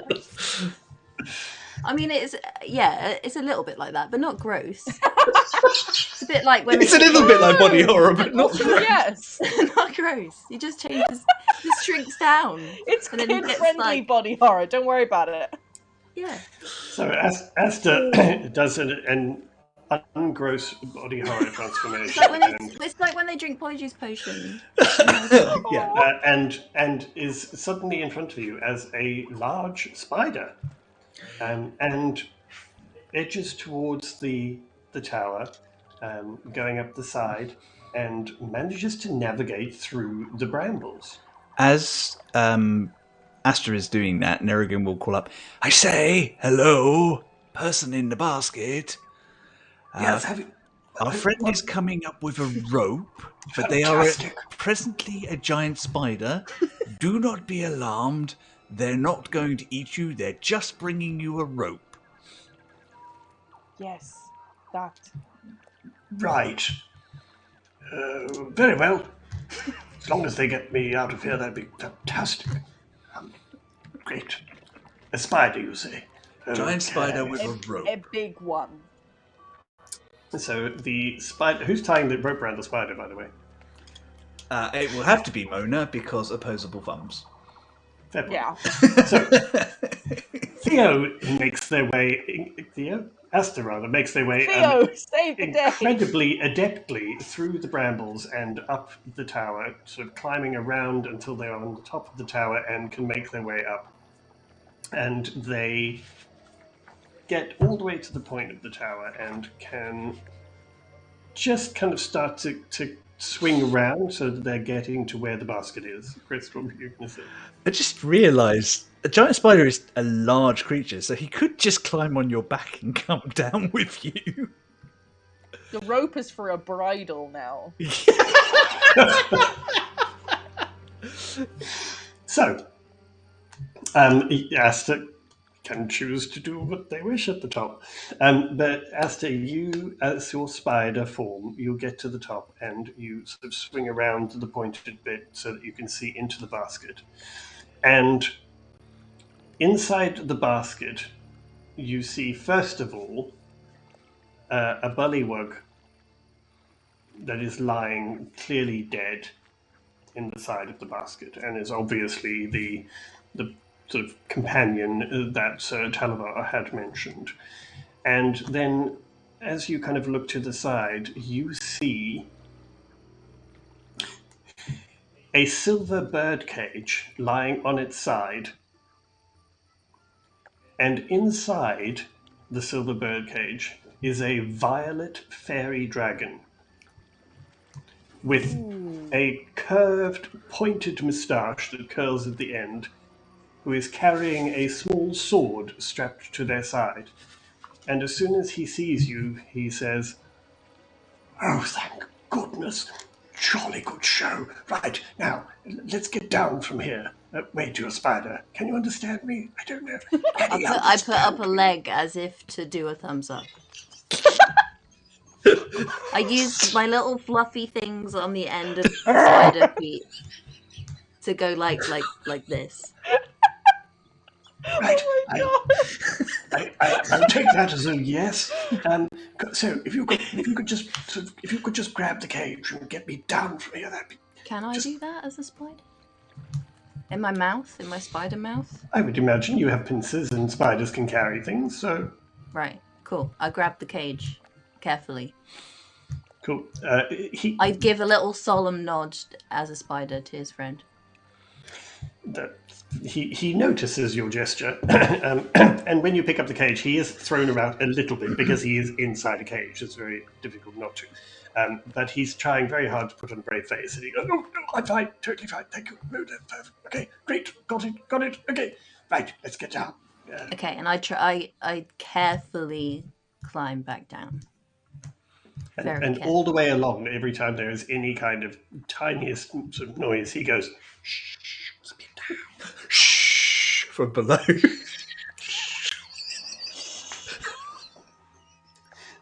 So you make your way down, and with your not necessary to roll dexterity check, you get to the bottom with, and as you guys see Aster come down, you immediately notice that they are carrying not a person, but in fact a silver bird cage, within which is a violet fairy dragon. I'll point to it with a spider leg. And then I'll put him gently down on the ground. Oh, well, that explains why you couldn't get out. Oh, thank goodness. I was utterly sure I was going to drop out of that basket and sink into the horrible, horrible ground. Thank you so much for rescuing me. Could we move away a little bit just so those snakes are still there, if that's all right? Yes. Carrying me over there. Not a great fan of snakes myself. So you guys move a few sort of feet away, and he asks you to put the cage down, and he then bows and gestures to you and says, "Oh, I must do proper introductions now that you could actually see me face to face. I'm terribly thankful that you saved me from that. As I mentioned, my name is Sir Talavar, and I am in fact an emissary of Titania, the Summer Queen. And I travelled to Prismere to talk to Zibilna about an allyship with my queen. But I discovered that, well, things weren't quite as they, as we thought they were. And I was captured by that hideous Bavlorna. So now I must find my way back. Unfortunately, I am, well, as you can see, I am rather trapped in a cage. As a result of that horrible hag. Can we open the cage? I beg your pardon? Can we open the cage? Well, if you have the key, yes, you can. Oh, it would be that, wouldn't it? I'm assuming it's probably magically locked as well. I believe it is, yes. I've tried using my sword and I cannot pick the lock, so I would imagine it is all magically sealed. Probably with her hideous magic. Vile creature. Do you know, Veg, was the key somewhere we could find it? Oh, well, that I can actually help you with. The key was taken by, well, how do I put this? Rather a pleasant little goblin, a little eccentric, but I believe they collect keys, so yes, they have the key. Where do you expect we could find this? Well, they live on a hill not far from here. Well, I say not far, but in the Feywild things are a little odd. They could be quite far away. But they're on a hill called Atelemy Hill. Atelemy? No, just Atelemy, not Atelemy. Are you making fun of my voice? No. Oh, okay, very well. Yes, they live on Telemy Hill, and it's not too far from here, as far as I remember. But yes, so they have the key. I know they have the key, and I'm sure you could buy a barter with them or something. I mean, we just need to borrow it long enough to open your cage, so we might be able to do that. Oh, that's a jolly good idea. That way you won't feel like you're taking anything. Oh, super, very well. I love this little thing. Well, I guess for better or worse, you're kind of stuck with us for the time being, aren't you? Oh, well, I would say it's definitely for the better. You just rescued me. What are you chaps doing here? You don't seem like people I've seen around here before. In a roundabout way, we're kind of doing the same thing that you're doing. We're here to talk to Sabina. Yes. I'm going to unwild shape at this point. You're going to unwild shape enjoying again in a non-horrific way. Yes. Don't make it weird. So Talavar, when you unwild shape, so Talavar kind of does a double take. So, oh, well, gosh, you're a large chap, aren't you? Thank you so much for climbing up there. I wasn't sure if you could understand me, but anyway. So yes, I must get out to my cage. I would call on your goodwill and sense of duty because I must return to the Queen and tell her what has happened in Vizmir. Well, while we are travelling and together, you can furnish us with as much as you know about what's happening in Prismere. Oh, of course. Because we have literally no idea where we're going or what we're doing. Literally just showed up an hour or two ago. Oh, I say, well, it's jolly good thing that you did. It's a dreadful thing that's happened in Prismere, but of course I shall tell you all that I can. But would you be able to carry me if I come with you? Of course. Oh, I'm yeah, not I'll entirely carry you. comfortable don't worry. being left here with the snakes and Oh, we will take you with us, of course, no problem. Oh, you're Go to all jolly the trouble good the people. rest You of are jolly Just good leave you in people. the swamp. Well, and you don't know around here. I mean, the way things are. Anyway, right. Tally-ho then. Let us be off to find the key. What did you say your name was, sorry? Sir Talavar. I am Desdemona Svalbard. You can call me Mona. Oh, a fine name, Mona. Thank you. And you are my fairy friend? I am Neriguin of the Fine Mane. Oh, and what a fine mane it is, I say. And you, my young rescuer, what do I call you? Oh, I'm Aster. It's nice to meet you. Oh, it's very nice to meet you too, yes. Right. Shall we be on our way? Oh, I love this character so much. It's Nigel Thornbury vibes off the Oh my god, I'm now going to go and watch Nigel Thornbury. So, with that, Sir Talavar points the direction that he thinks you guys should head in, and you pick up the cage and prepare to make your way to Tellamy Hill to find the key to open his cage. And that is where we shall leave it this evening. Way! We actually friggin' made it. You are now in the Feywild, or at least in a part of the Feywild, and much adventure is about to befall you. We've already done a murder, done a rescue, and done a spider. You've already done a murder. I'm never going to live that down, am I? Probably not. Nope. Fair enough. On that note, thank you to everybody who has joined us and is watching. Thank you for bearing with us through our tech issues that were bizarre. And I wanted to say a very thank you, as always, to our friends from Wicked Game and our friends from Dice and a Slice who support us so much in the chat and just in general. So please give them a check and follow if you don't already follow them. And they have some amazing stuff happening as well. So, with that, I would like to thank my cast of craziness for making this an unusual and nerve-wracking adventure for us all, particularly me. Let's start with Charlie, if you wouldn't mind telling us where people can find you and what you're up to as we say goodbye this evening. Cool. You can find all my stuff at charlievince.com. My Charlie is spelt without an E. And all my social media stuff all the links to my social media stuff is on there. I do have a shop. I've got some stuff for sale at the moment. I'm going to be closing commissions for character art and profile pictures very soon. So if you want one, get your order in the next couple of days or so, because a bitch is busy. Yeah, that's it, pretty much. Everyone share the social media for some other heroes, pretty please. And thank you ever so much for coming tonight. And hi, Mum. Love you, Mum. Hi, Charlie's mum. Cool. Wayne, you're muted again. Have you gone? Have we lost you again? Gonna have to use interpretive dance. Yeah. Just speak really loudly and we can hear you through Chris. Yeah, just yell. It's true, Or actually. Just turn up behind Yeah. Chris. We'll just turn up behind. No. No, you're gonna have to rock up. I mean, I can hear you, but it's through the wall.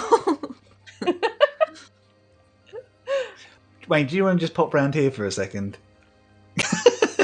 We's professional. Our technology has let us down today for some reason. I don't know what's going on. And plot twist for people who don't know that you live together. Oh, cross! What? You got there so fast. Oh my I gosh! just came all the way here. So Theo, would you tell us what you're up to? What am I up to? I just reopened my Etsy store. If you're interested, you can buy some things, some cool things. I have a Patreon as well, which has just started up again. If you want to support me there and get yourself some cool exclusive goodies and stuff, and that can all be found on my website, which is theoblueillustration.com. Possibly. I Are think. you asking us? No, that was, I'm sure. Yeah. Totally. theoblueillustration.com. Brilliant. I'm a professional. We all are. Slick and a smooth, well-oiled machine. And Chris, perhaps you'd like to tell everyone just right next to me. Because this isn't awkward at all. That's right. Are you there? Are you comfortable here? Yeah, I'm fine. Thanks. It's great. Amazing. I feel so professional. It's brilliant. I'm Chris Mepham. You can find me at Chris Mepham Art on Instagram, at Chris Mepham RPG on Twitter. Probably a little bit more active on Twitter at the moment, just generally chatting to people and talking RPGs and stuff. I also DM our homebrew game, which is this coming Sunday, which is a big episode. So come and join us for confrontation, probably with the big bad of the current story arc. Really murders. quite good. We're also joined by Michelle from Wicked Game. Yay! Hell yeah! Also, Love you, Michelle. keep an eye on Twitter on Friday, those of you, because as Charlie closes her commissions, mine officially open. As one door closes, another one opens. Because that's how doors work. No. So if you are a fan of the art we've got on stream for these characters, that was me. So if you fancy something done with one of your characters, there will be an opportunity to do so, which would be really quite cool. No more murder. I'm done with the murder. More murder. Please be done with the murder because you're in control. Next you're not allowed to do murder. Oh yeah, no DM murder can't from do you. murder. Oh, on the next event. I don't know. I don't do murder. On Sunday, I mean. The dice do the murder. Right, well... okay, delegate the murder. Yeah, well, yes, or deny it, as we seem to be doing. So thank you, everybody, once again, and as I say, apologies for our technical issues. And I know what you mean. I know, it's so well. This is not embarrassing at all. So thank you once again, everyone. My name is Wayne Fig. You can find me at waynefig.com or waynefig01 on most socials. Please join us in 2 weeks, where hopefully it will go smoother than this. We would love to have your support, and please do follow us on social and share us with anybody you think would enjoy this utter insanity. Thank you once again to my cast, and thank you for joining us. Have a fantastic week. Good night. Love you, lads. Bye, everyone. And we're out.